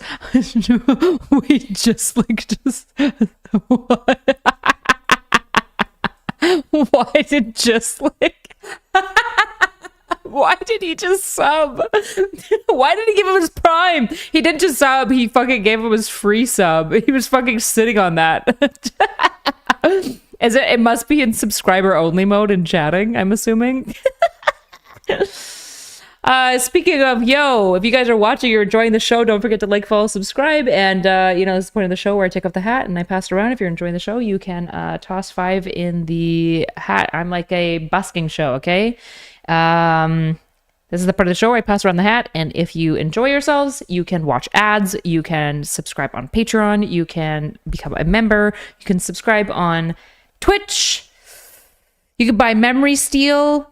And you could donate to Unfuck America. Those are like some of the best ways to support me specifically. All right. Crazy timing. My close and very dear friend, just like. Yo, Miz. Would it be even funnier if it wasn't him? It was just somebody else. What up? Yo, what up? Think this up. Hey, what up, sheep? 46 months crazy. Hey, at least he must have gone into sub-only mode in the chat, and you know that he probably did that so he could at least farm the money from this. Like, if your career is about to implode and you have one stream that you know everyone's going to tune into, you may as well make it subscriber mode so that you get as much money as possible from the chat, I suppose. Yo, Fulton, thank you for the sub. Expose everything, bro. It's time to go full demon time. It's clearly obvious at this point. It's full demon time. Why not? It is time to go full demon time. Just letting you know. There is no holding back. Who cares anymore? I will expose everything about every person that you've ever known. And it is time to go full demon time. Yo. Why not? Don't tell me I subbed this long for nothing. Let's watch the world burn. Here, I'm taking out of sub-only mode. There you go. What's up, chat? Let's watch the world fucking burn. Wait, he wasn't even in sub-only mode. Wait, why did it just like sub to him before sub-only mode? He just People want to act like this. You know, I see some people saying some very obtuse things. We could watch the world burn. Fuck it. Obtuse. Yes. There's some people that are saying some pretty crazy things that I was seeing. I haven't even gone on Twitter. I saw other things. I'm like, damn. Why is this sped up? There's almost no just chatting streamers that I want to watch at 1x speed. Just so it's clear, if I was watching this on my own, it would be at least 2x. Okay, so you guys are getting it slowed down. We're compromising. You're a disgusting piece of shit. Absolutely, been that for years. It's pretty fucking par for the course. What are we gonna pretend that I'm not a piece of shit? We've all known this. All right, calm down. Is this anything new? No, I'm a piece of shit. Why the fuck is Caroline Burton chat? That's probably the most crazy thing I've ever seen in my life. But I'm going to defend myself on a lot of things that were said about me. I am going to defend myself on what was said with Emmy. I see a lot of people saying other things that really upset me, but the Emmy one is a serious thing that I want to take serious, and we will be discussing that, okay? I wrote this myself, so I don't know if it's even good. I am not the best writer, as a lot of you know. I have half my screen right now is red, because I can't write for shit. It's not through ChatGPT. Shut up. Not through ChatGPT. It's not through ChatGPT. Shut up. I feel like it is.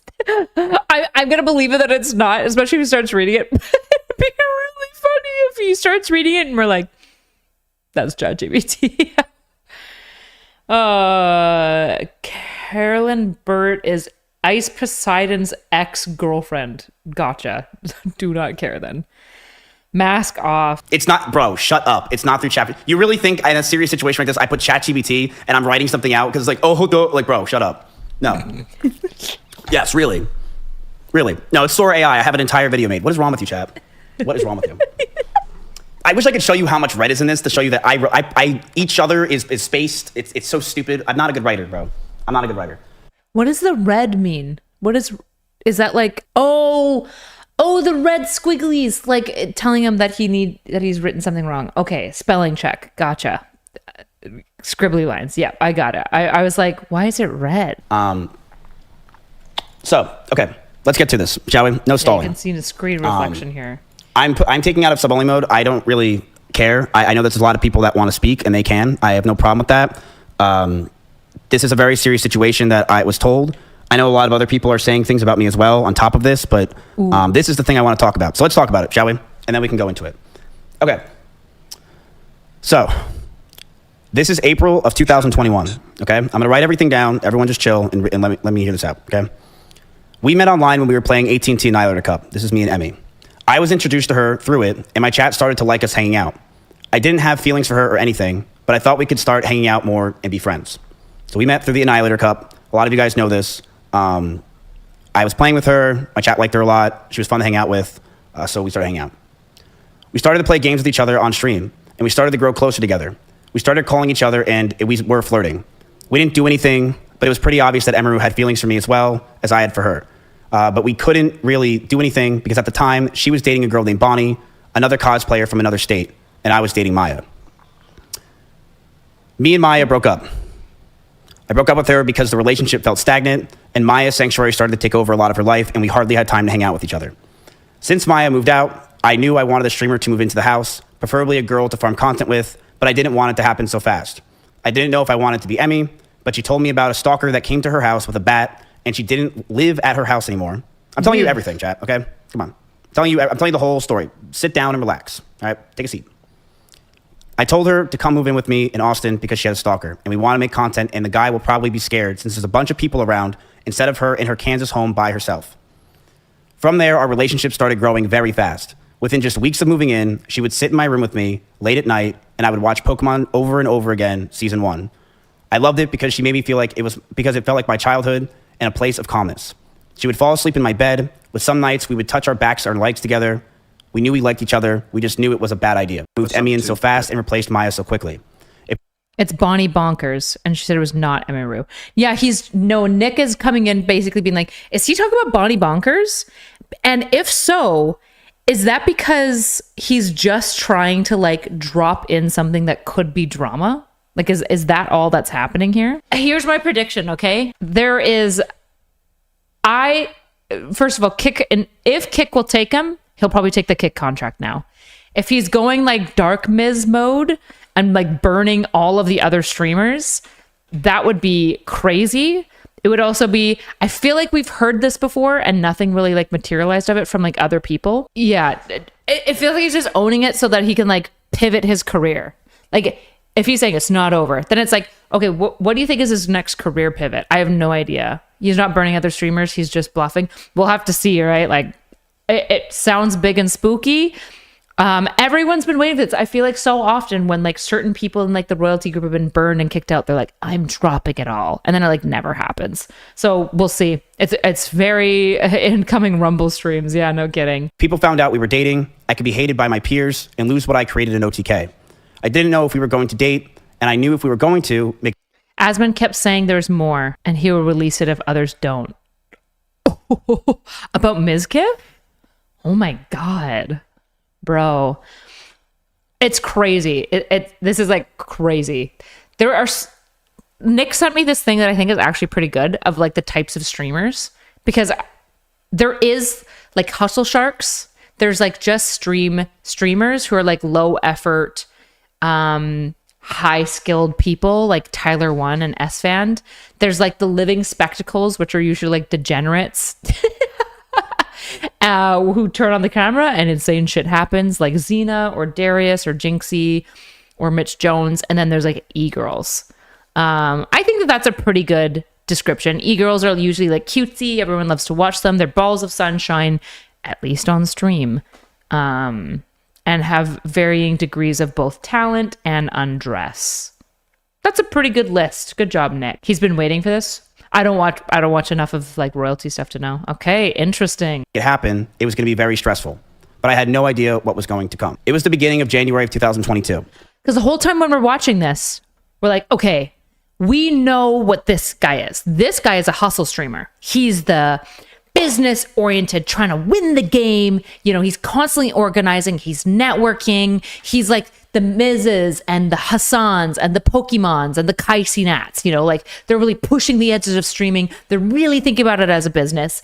And you know that somebody who thinks like that, who's gotten to like the top of Twitch, being that, because he used to be the king of Twitch, right? What is he going to do? What does this response mean? What's real? Probably the issue is with the Miz character, none of it and all of it, because he is like the kind of the like cold shark in some ways and the emotionally implosive, like shitty boyfriend. So when you're watching this, we're all going to be like FBI basement dwelling psychoanalyzing him and all speculating the whole way through. Emmy just had her huge party in an arcade celebrating her birthday on stream. Everyone from Austin was there, and as we were celebrating her joining OTK, there was a huge scare. Someone outside in the parking lot rammed into my Audi R8 and drove off. And while we were outside thinking it was a schizo viewer, we were told that the person who just hit my car was now inside holding a gun. Jesus. This scared us to no end. Me and Connery's pants ran inside in fear to get everyone out and make sure everything is okay. My first concern was Emmy. I wanted her to be safe. The cops came, the drunk driver did have a gun, and was sentenced to 3 to 5 years in prison. Me and Emmy were terrified that night.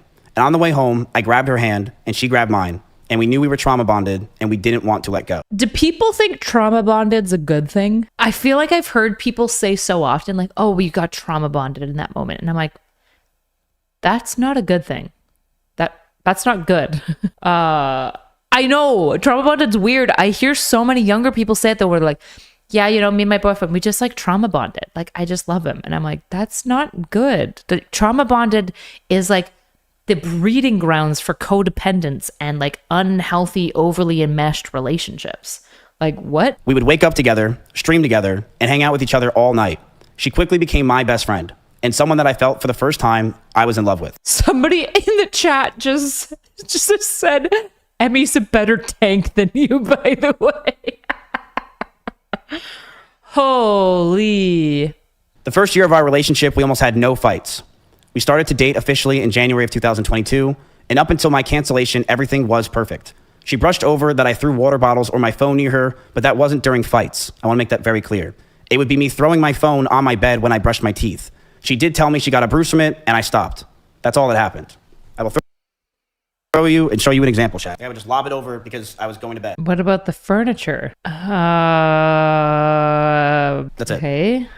What about the destroying furniture? And when that's the whole thing. I didn't throw it at her. I want to make that very clear. I never threw it at her. I never hit her. And she even said in her situation that she bruises easily. She brushed over that I threw water bottles with her on my phone near her, but that wasn't during our fights. It would be throwing my phone on my bed when I brushed my teeth. She did tell me she got bruises from it, and I stopped. That's all that happened. That's it. Smashing the furniture? Even if we just granted all that, smashing the furniture? I did feel a lot of stress over the time of our relationship up until this point from her stalkers. From the ones that would show up at her old house, and also stalkers that just had from her TikTok postings. We found after being with each other that her stalkers had would come to her a lot from her short form content. These people were schizophrenic and would think that she is talking to them. Whether it was songs she played, the way she looked at the screen, or just the titles of the videos, these people started to feel she was talking to them and come to our house to stalk her. These people thought in their heads they were dating her. They were out of their mind and dangerous. Yeah, saying, yeah, it hit her, but she already said she bruised easily. It's like, not the defense that you're wanting here. It's possible that the only time that she bruised her eye was genuinely from an accident, in that just throwing his phone on the bed, and it happens to hit her. It's just, first of all, if you throw your phone on the bed all the time, and it keeps like hitting your partner, I don't know why they have to ask you to stop doing it. Like, I'm just putting myself in the same things. Like, Nick is a saint, okay? There's no one who is as good of a person as Nick. But I can't, like, say I'm laying on the bed and Nick tosses his phone on the bed, which has happened. If it, like, nailed me super hard, I'd be like, oh shit, I'm so sorry. And he'd probably basically never do that again. He'd definitely be really cautious to the point where I wouldn't have to ask him, hey, can you please stop throwing all your shit on the bed when I'm laying there? It keeps hitting me. I don't know. Like, something about this is I'm like, this is weird. Why did it take her getting hit and having to tell you to stop doing this for this behavior of you throwing the phone and the water bottle near her on the bed to keep happening? Just seems like at best inconsiderate and like just like not thinking about it. And it also doesn't explain any of the rage, which we now have clips of. I'll also go through some Maya clips that have been sent to me. It also doesn't describe her claiming that you've destroyed furniture in front of her. Yeah, this does not smell good. I told her, if we're going to be serious about this relationship, I need her to stop posting as much and to not farm these people. She agreed and understood that it was a safety concern for not only me, but the house. Russell, Simply, Corey, or anyone that was in my house or anyone that was near us. She agreed that she wouldn't want to hurt anyone else and knew that posting these types of TikToks and posts can mess with us and is something I'm not comfortable with as a guy. So she would tell me that if I had a problem to let her know. And at first it was minor things here and there, but over time it got harder and harder to deal with. There were more stress on top of this. We both had to hide the relationship from everyone. If anyone found out or was known, I could get in a ton of trouble with OTK and cause a ton of problems. Would you guys stop spamming never sub, never donated? Okay, relax. Bro, turn off I told her your if we were chat. going to be serious about this relationship, I need to stop posting as much and to not farm these people. And then there was more stress on top of this. We both had to hide the relationship from everyone. So in September Why was OTK's rules so intense that just like other creators and stuff can't? Oh, it seems like really stupid. That's crazy. I was suicidal, depressed, and I didn't know what to do with my own life. Every day felt like an absolute nightmare. I was losing OTK, my mental health, and all my friends. Emeru was one of the only people that were there for me. She ditched sponsors to go with me to Japan. Dry our lips. She went with me anywhere I needed because she wanted me to be happy. And she knew sometimes I freaked out, I lashed out, but she loved me and she knew I was in a terrible mental place. It got so bad, the stress and constant talking about the same things over and over and no sleep and depression, that most of my hair started to fall out and Emeru started to hurt herself while we were in Japan. Jesus. As this time happened, I was a massive wreck. I couldn't think straight. And being that Emeru hung out with me all day, she too started to become high-strung. We would yell at each other, fight, and argue all the time. Things we never once did. I felt this relationship was taking a huge strain. But I thought it could be fixed over time, since things were just so amazing that first year. But as we stayed around longer, I started resenting her a lot more. You can take it out of remotely. But as we stayed around longer, I started resenting her a lot more. Emeru has a lot of rabbits. It was her calling when she first moved in. These were a big part. Oh, I knew he was gonna do this, and I still didn't expect it. I still didn't expect him to go from, she started harming herself, my hair was falling out from stress, we were screaming at each other. The rabbits, by the way. Like, what the fuck was that pivot? What? What does that have to do with any of this? Okay, so you guys were really codependent. She was taking care of you, you were taking care of her. And it was also really toxic because you guys weren't actually taking care of yourselves, right? This is the key of like mutual trauma bonding and codependence, is you guys spend so much time obsessing about each other and your mental well-being and no time working on yourself that it destroys the relationship. Because for a relationship to be healthy, you need two healthy people working together. Anyways, let's go down fucking Rabbit Gate. Of her life. But as those rabbits moved out of her room and into the living room, they started to see disgusting neglect. No food, no water, sometimes not having clean bedding for weeks.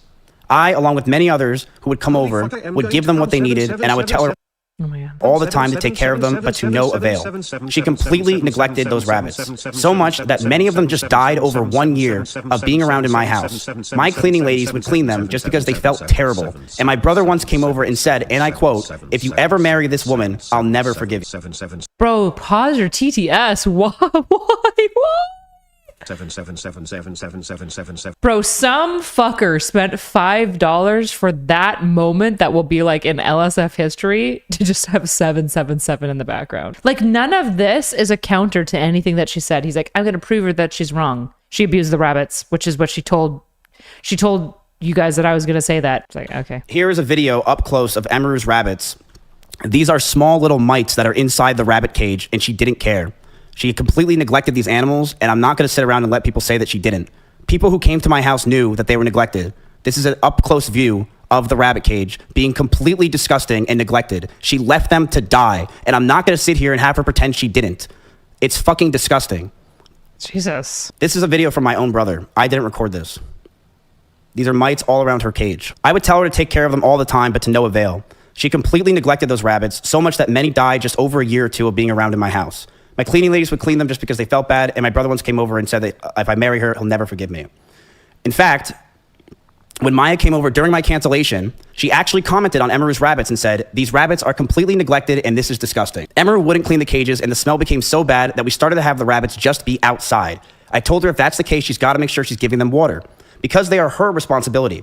Instead, these rabbits were left outside in 100-degree heat with no food or water or anything. Most of the time being in cages with no bedding besides poop all over the place. Emmy didn't care. She would sit inside and play League of Legends all day.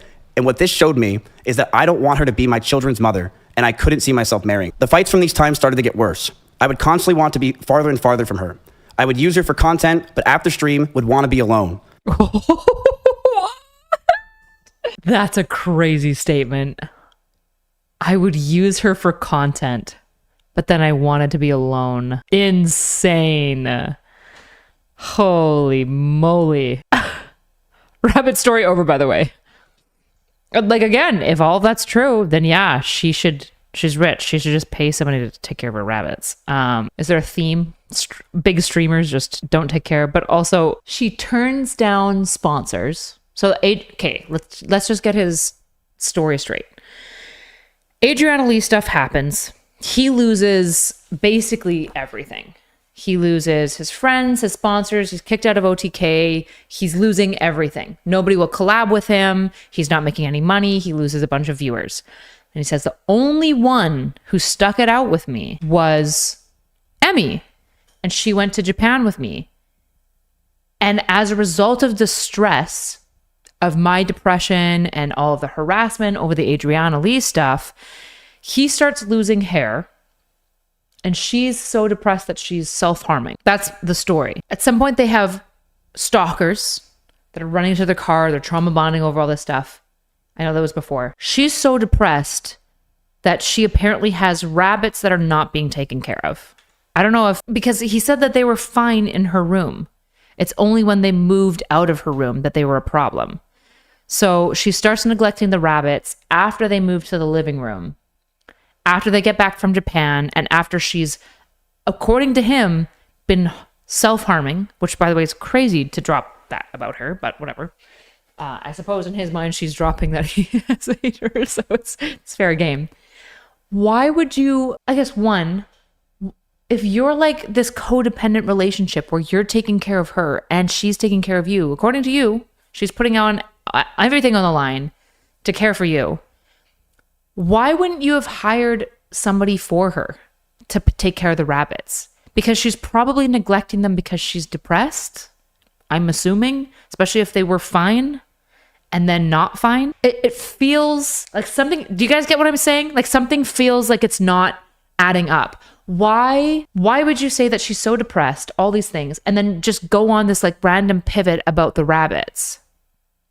The rabbit was before the Adriana incident, was it? So he's building up. He's telling the story about Japan and all these things. But then actually it turns out the rabbits were just unrelated to the Japan stuff. He mentioned Maya. Maya can't come over after Japan? It feels weird. So if the rabbit stuff was before Japan, before she went with you to go to Japan, and your brother said, don't marry her, it's crazy that you let her come with you if she's like this abuser of animals to like caretake you in Japan. And if it's after Japan and she's depressed, why aren't you just help her out? Why didn't anyone help her out? Just like literally hire a rabbit caretaker. I'm assuming that everybody doesn't want them to die, right? How do you know she was self-harming? This is according to his story. Yeah, I'm saying using his story, this is like where we're at. And it feels like something's missing. So this has nothing to do with the Japan trip. And this was all before the Japan trip. Yeah, it seems like he sees this massive issue where he doesn't want to marry this girl, but doesn't bring this up on stream.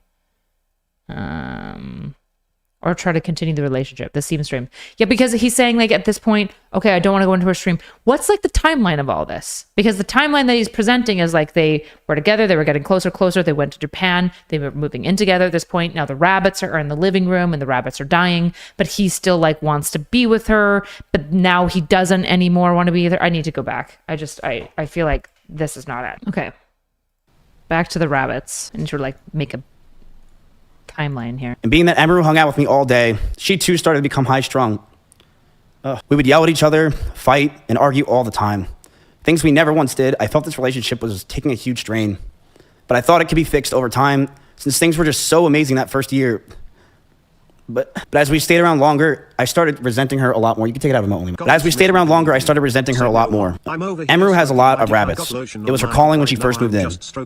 These were a big part of her life. But as those rabbits moved out of her room and into the living room...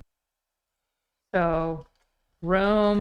We actually have no idea, based on this, when in this whole process of like moving in and stress and stalker shit that the neglect starts happening. Okay, we're gonna skip the rabbits. We've already done the rabbits. Oh, we're still at the rabbits. Crazy that he just went in on the rabbits. And what this showed me is that I don't want her to be my children's mother, and I couldn't see myself marrying her. Yeah, see, this is after Japan. This has to be after Japan that he's talking about. There's no world that this isn't before Japan. How are you gonna feel, I don't want her to be with her. I don't want her to be the mother of my children. But I do want her to come to Japan with me. Like that doesn't add up. The resentment over the rabbits, it's got to be starting after the year. That or you just didn't care about the rabbits being neglected the whole time, and you only started caring about it after you started disliking her, which means you don't care about the rabbits. You just care about disliking. The fights from these times started to get worse. I would constantly want to be farther and farther from her. I would use her for content, but after stream would want to be alone. I didn't know how to break up with her or end things. She was a co-owner of my org, the only person I knew, and the strain of the relationship and hiding the relationship was really taking a toll on me. On top of that, the stalkers were getting worse. One stalker came to my house, and I had to point a gun at him for 30 minutes until the cops came. These stalkers are no joke, and the pressure from the relationship, the anger I felt, and the stalkers as a whole really made us lash out at each other.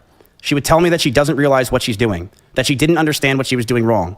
But I would constantly tell her, on and off stream, that she needs to do more because these stalkers are getting worse. I know I wasn't perfect with my language or tone throughout this entire relationship. I know I wasn't. And I was aggressive at times. In regards to being controlling. Okay, so he owns being aggressive and mean and like doing all the fighty, mean, aggressive stuff. The rabbit stuff seems like it's happening after her depression starts. So he's giving himself a lot of latitude and grace for being mean because he's so stressed and he's so stressed out and he had to threaten her stalker for 30 minutes. She is the woman who is being stalked, who is cutting herself, who is also losing friends and connections as a result of his drama because she's trying to support him. Also having to hide the relationship, but you're just like, no grace for the rabbits there, I guess. And nobody in this entire place went, let's just hire someone. This is the main thing that I find really sussy.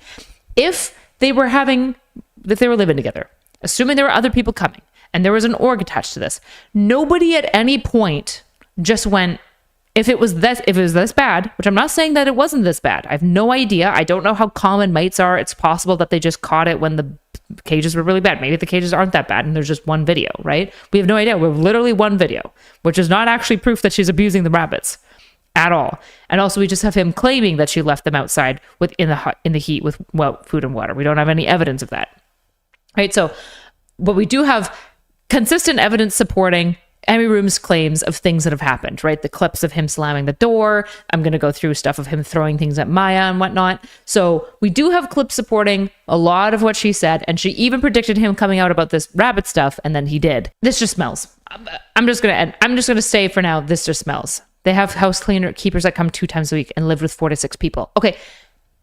And just nobody cleaned or took care of the rabbits at all? If it was that severe, like, I'm sorry, if I was living in a house with people and there was animals that I thought were being genuinely abused, right? Neglected to the point that they're like dirty and like unwell, I would be doing something regardless. And if I was like, oh, Emmy's really depressed, that's why this isn't happening, you know? Or, oh, Emmy's a fucking evil being and hates her rabbits and only has them as show, even though they're not on for show. I would still, assuming that I have money, I would just pay for the house cleaners to fix it. This is why I'm like, so you all just like, according to Ms. by this story, just 4 to 6 people let multiple rabbits die of abuse and neglect, including you. That's real. Like, maybe you're all psychopaths, or maybe you're wrong about this. This feels weird. I don't believe this. I actually don't know if I believe that 4 to 6 people all agreed that the rabbits were being abused. We're seeing them being neglected. We're seeing them left out without water and just allowing it to happen. Emmy would let them die. They were her pets. We don't know if that's true. We actually don't know if he's telling the truth. I'm really dubious. I don't think that this tracks. I don't think 4 to 6 people all walk along neglecting the rabbits. For me, I don't care who owns them. I'm not going to let the rabbits die because their owner is depressed or whatever. I'm going to intervene by caring for the rabbits, and then I'm going to talk to the owner to tell them that they can't own the rabbits anymore. That's what I would do. And I think that's what most reasonable people would do. Being friends. This is weird. I don't know what I think. I told her many things. I told her to dress older, to stop wearing pajamas, to stop talking about stalkers and schizos as a whole, stop talking about past relationships, and yes, I didn't want her to travel without me. I also said that I didn't want her to hang out with specific people. This is because I didn't want her to get hurt. I didn't want Emmy to get assaulted. I didn't want some man to do something to her when I'm not there, and I wanted to keep her safe. And I know with how my mental was and who I was back then that I didn't do everything right. Also, apparently, no one has corroborated his story of rabbit abuse. And Asmongold is defending Emmy on rabbits. Asmongold might not be the person to defend you on the cleanliness of anything, to be fair. But it sounds like, you know, he shared. We'll watch Asmongold to see if other people corroborate his story. I know I could have done better, and I'm sorry. I know I was controlling, and I should have just ended the fucking relationship, but I was so confused as a person. And I'm sorry I didn't. I'm sorry things got to this fucking point, man. The last 9 months of this relationship, things got extremely fucking toxic. I told her to move out. She didn't move out on her own. I told her to move out because I wanted space, but she still wanted me around at all times. She would get upset if we didn't sleep together or if we weren't around. She always wanted me to drive over to her house, but I never wanted to because I wanted to be alone. And that increased our fights, but the stalkers continued, and I got even more stressed. They started to take pictures of me whenever I would drive to her house. He does realize every time he tells the stories of the stalkers, though, that also adds empathy for Emmy, who's the one being stalked. Sorry. They knew my every movement. I couldn't take it. Between the rabbits, the stalkers, and the overall ability to handle situations with each other, I knew this wouldn't last, but I didn't know how to get out of the relationship. She did not want to move out. As for me telling Cheddar to leave my house, he was swatting at Chompy constantly and making him bleed. I not only was the one that wanted her to move out first, I was the one that wanted the cat out of the house because he was attacking my cat. Chompy is his cat, I'm assuming? Every month went by the last year, and our fights started to get louder. We were breaking. So him talking about her wanting to be in bed, this is like going back to that like mutual codependence, right? Like we talked about the person B, the like more codependent person. The codependence becomes the expectation. The expectation is that you are there regulating their feelings. You are there giving them security and comfort all the time. It's no longer something nice that you're doing. It's the like minimum expectation, which builds up the resentment. So this is mostly corroborating her story of like codependence. Up with each other almost weekly. Fights were getting more aggressive and shouting began to increase. I was not perfect, and I reflect on those situations with poor taste to myself.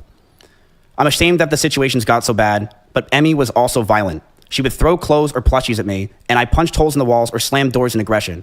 I one time did say I was going to kill myself during an argument, but Emmy did this as well numerous times. She would constantly say she's going to kill herself in arguments, and I have a picture where while I had a gun pointed at one of her stalkers who came to my house while she was in Kansas, she told me she was going to kill herself out of aggression of the situation while it was happening. I'm just going to leak everything because I don't really care. Okay, hold on. Of the situation, she was in Kansas. While I had a gun pointed at one of her stalkers who came to my house while she was in Kansas, she told me she was going to kill herself out of aggression of the situation while it was happening. I'm just going to leak everything because I don't really care. This is the situation. What is happening? I'm so confused. Call me when you can. I'll call you back later. I feel like shit right now. I literally want to kill myself. I can't take this anymore. I feel so... I told her that a stalker's at the house. I'm freaking out. What is happening? Can you call me? I'll call you. I literally want to kill myself. I can't take this anymore. I feel so alone and like a problem. So just want to show this. She was also using the I want to kill myself a lot in our situation. That's not the same thing. What the fuck? She's getting stalked. She's terrified of the stalker. She's got a genuinely terrifying stalker. And she says, I want to kill myself. I feel like I'm a problem, because she feels bad for the problem she's causing having a stalker, and she's overwhelmed by having a stalker. She's not threatening Miz that if he doesn't show up in her life, she'll kill herself. She's saying, I wish I could die because of the stalker situation. These are not the same thing. I hope he has, because he's claiming this is the same. She's saying he threatened to kill himself as emotional abuse to force her to do something for him. He's claiming she did the same thing, and his evidence is her saying generally she wants to harm herself because of multiple psychotic stalkers. Relationship. This is while I had a gun pointed at one of her stalkers. This stalker who was at my house, his background picture was Emeru, and when he talked to the cops, he was in love with her and thought that she was talking to him. It is disgusting what these stalkers can do. I will say this. The fact that this guy came to my house and the result of it was a cop brought him down the street to a QT, which is a 7-Eleven, 15 minutes away, and that's all they did, is terrifying for these girls and terrifying for the situation in general. Is that it? Oh, no. Sorry. I knew that the relationship wasn't healthy. Oh, no. Gun pointed at the stalker while he's on the phone texting. Yeah, that's... Maybe he's like this. It's possible. It's possible he's holding the gun in one hand and texting. It's possible. Just saying it's possible. This is not doing for him what he's hoping it is. Yeah, at this point. I knew we had to end it and soon. One day, Emmy posted a very provocative picture, one that she knew I would hate, and she posted it to make me upset. She admitted that she made me upset with it, and we got into a heated argument, and I broke up with her. We broke up for about a month, then got back together because we thought we can make it work. We went to get food at BJ's, a common place where we would get food, and then we went back to her house. We cuddled for about 30 minutes and started to kiss. She said that she was okay with this on her stream, and I started to advance to the next stage because I thought that's what she wanted. She yelped, and I immediately sprung up and was scared if I did anything wrong, or did wrong in general. I got scared and left the house. I apologize if that made Emmy uncomfortable for me not saying sorry, and I wish I said sorry back then. But we got back together soon afterwards. And during those last few months where we were fighting, we were still fighting, but it did feel like the relationship had good progress. And we were both agreed we need to talk about our future. Since it's been 3 years, we should see what we want, and Emmy had an idea to write down everything we wanted on paper. I'm going to let everyone know that what I'm about to say is very true. This is exactly what happened, and she cannot argue this. No. One day, after staying over Emeru's house, Emeru made me breakfast, and she wrote down everything she wanted. She wrote she wants me to move closer to her. She wrote that she wants me to marry her, and she wants kids with me in the next 5 years. And I just looked at this letter that was staring in front of me, and I just handed her back the paper. She began to cry, and I told her, I'm sorry, I just can't do this anymore. I knew we were just beyond the point of toxicity in the relationship, that our trust had completely died, and that we had so many issues that I couldn't deal with it, and I was not mentally well. I walked away. I went to her door, and as I opened it, the last words I ever heard her say is, don't go, I love you. That week, I made flights to Japan because I didn't want to sit around and wait to possibly get back together again. I have never talked to her in person since. I have messaged her numerous times wondering why I have been removed from OTK, Discords, and I was very scared because I didn't know what was going on. Nobody was talking to me or contacting me, and I don't know. All this smells. All this smells. Anytime somebody goes, this is very true, and she can report it, it's like, I believe you that that instance happened. I don't believe you that that was the end of it at all. Especially because, again, everything you've told us mostly corroborates her story or is really weird. It doesn't seem to be very well corroborated.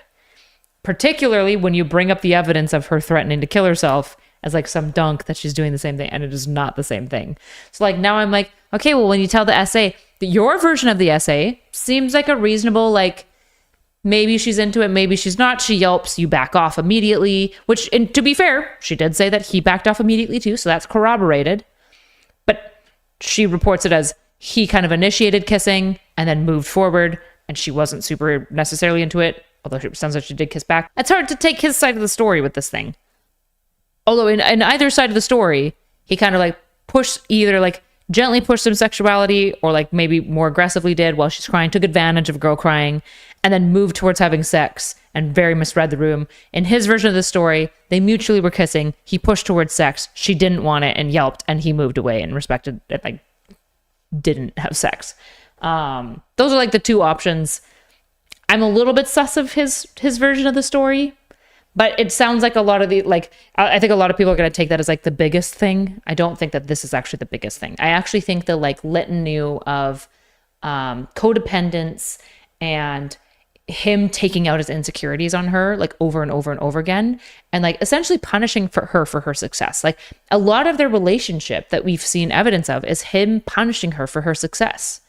That's really awful, especially for somebody who's like codependent and insecure and like looks to be leaning to you for like security. You're like cutting her down for her success, which is like the worst thing you could do to somebody that you love. Very, very shitty behavior. I've had so much regret. Times where I wanted to go back, times where I've drunk messaged her love letters, as you saw on stream. But after 10 months, I know we're much better off without each other.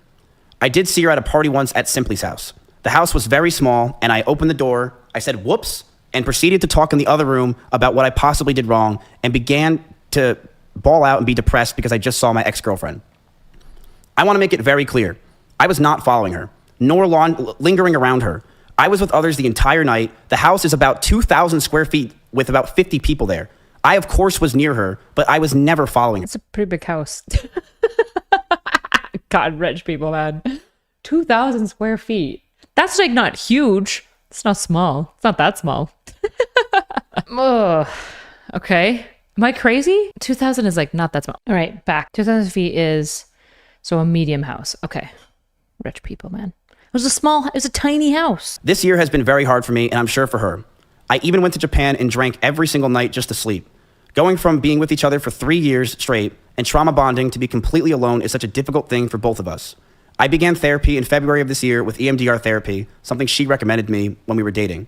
I'm very happy to say that I feel better than ever, and I've gotten a lot of the stress I've had away. I've also moved from Austin myself, and I've had a lot of trauma lingering from there as a whole, and I feel a lot better from that. I truly hope nothing but the best for Emmy. I know she said a lot of these things today, and I do believe a lot of them were false, but I do hope nothing but the best for her, and I'm sorry that any of this happened. I hate that we're in this situation, and I hope that she can move on. We were in a toxic relationship. I saw that. I've realized over the years. Here's the thing that I just, for the evidence isn't really supporting him, but also whenever he makes like side comments that isn't the script, it's like pretty awful. It's like pretty awful. Like, remember what he said? Like, she was just like content, and then I like didn't want to, like, it's like, that's a crazy thing to say about another person, just generally, especially when you're like trying to talk about why you're like an empathetic character. It's just a little wild. I like how he specified which type of therapy he was receiving. I mean, he probably specified to prove that he is taking therapy. I believe that he is. Like, EMDR is like obscure enough that he probably is actually going to therapy, which is good. Good for him. He should. But it's just, I don't know. I just used her for content, and then I wanted nothing to do with her. It's like, I don't know. That unscripted comment like slipping through. Weird. Over the years of 2 relationships now online, that I'm a horrible boyfriend and I have a lot to work on for myself. I've been single for the past 10 months, and I plan to stay that way. I'm continuing to... It's easy to take Emmy Ruth's side because she didn't admit any mistakes from multiple-year relationship that failed. Perfect little angel. No, nobody thinks that she's a perfect little angel, right? We've like talked about the codependence and how it seems like she did get overly reliant on him, and that is her fault. Like, that is bad. It's his fault too, right? The issue is that everything that she has said about him that is uniquely his issue has been substantiated. Everything he's accused of her, the evidence he's brought, one of them is the rabbit stuff, which it's one video. The video doesn't look good. I don't know enough about rabbits. The whole situation of like 6 people all agreeing that she's abusing these rabbits and nobody does anything about it to the point that the rabbits die. Like, that's really fucking weird, because he's being like, she abused her rabbits till they died. It's like, you all enabled her then to abuse her rabbits until they died. So you all look fucking insane. Just by the way, you all look fucking insane for that. And then he said that she was threatening suicide in a manipulative way like he does to control his behavior. And then the evidence he has of it is her literally not doing that. It's her feeling awful and guilty for causing other people problems. So no, like, the reason that this isn't one-sided this is one-sided towards Emmy is because she has receipts, she's backed up what she said, she's corroborated it, and he's corroborated it, whereas everything he's brought forward is sussy at best, and one of his receipts is literal counter evidence to his claim. See, that's an issue I have with her depiction. His whole monologue is rife with his contrition of fault being so heavy on him, and hers was a hit piece where she admitted quite literally no wrong. That crazy. Okay.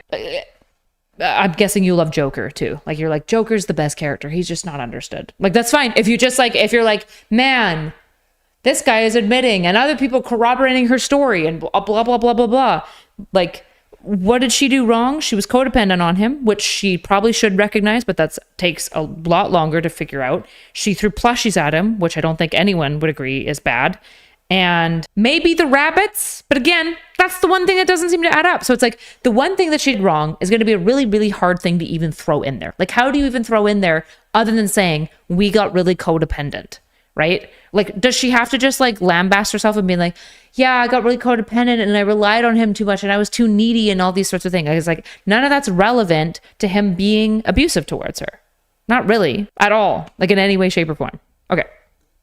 I understand I'm like one guy, but I feel like these counters will come up, so. Go to therapy and work on myself, not just for me, but for the people around me, okay? I hate the mouth noises. That's it. If you're wondering if it's scripted, the answer is, of course it is. I wrote it out because I cannot freeball this. This is a very serious situation. I want to make this real. That's it, okay? I am going to stand up for myself. I am going to defend myself in these situations. I am not going away. I have no plans to go away. And I believe a lot of the situations today were absolutely exaggerated. I have dozens of photos and videos, calls and messages as well, if she has them. I have things I will be leaking over the next 2 days of other people, of other things. I have a lot of messages that I have that I'm going to expose as time goes on, because I do believe that this is a time to go fucking buck wild. But I want to make it very clear. When it comes to Emeru, when she says that I was getting ready to go after her and that I was going to use her rabbits against her, that was never the plan. My plan for myself was very simple. If Emmy were to say something about me, I would say something back. That's it. I never had a plan in my life to go after her or do anything. It was if she ever said... Bro, but then you dropped the rabbit shit. Uh-oh. She's totally wrong about the fact that I was saying that I was going to go around and tell people about the rabbits if she said anything bad about me. I was actually just planning that if she said something bad about me, I'd say something bad about her, and I happened to pick the rabbits for today. It's like, okay. Okay, makes sense. Anything, I would say something as well. All right, now let's get into, I've been sent a couple of clippers of, like, Mrs. Contrition here, by the way. The thing that you think he's, like, so conciliatory is being, yeah, I'm a massive piece of shit, but Emmy sucks too. That's what this is. So it's crazy to be like, I'm on Mrs.'s side. He's admitting he's a piece of shit. His evidence that he's using to throw her under the bus is weak or not actually it at all. The threatening of suicide, just not actually supporting his claim, or one video with mites and poo, where it's like, it does look really gross. I have no idea if that's how the rabbits are living all the time. Like, I don't know how quickly mites develop in like the bedding, if it's like something that can like happen like within like 2 to 3 days, and then you get on top of it. I don't know. I've never owned fucking rabbits. I have no idea. And what's not in that video? Rabbits. True. There's also no video evidence of, for example, him, like her taking the rabbits outside. All right. So we've got this clip where he's going to talk. We're going to listen to Asmongold. And then we've also got a resurfaced clip, apparently, of Maya having things thrown at her. Resurfaced clip shows Ms. Kiff fearing his ex Maya would surpass his viewership and claiming XQC said female streamers can't match male streamer success. Terrified. I couldn't understand what was happening. My viewers were dropping, Maya's were only going up. And there was a part of me that thought that I was going to be smaller than her, and I don't know if it was my ego or what, but I couldn't take it. I felt like shit. And I was on the phone with Austin, and then XQC, I somehow got on a call with him, and he talked to me for hours, and he did. And I genuinely, after talking to him, felt a lot better.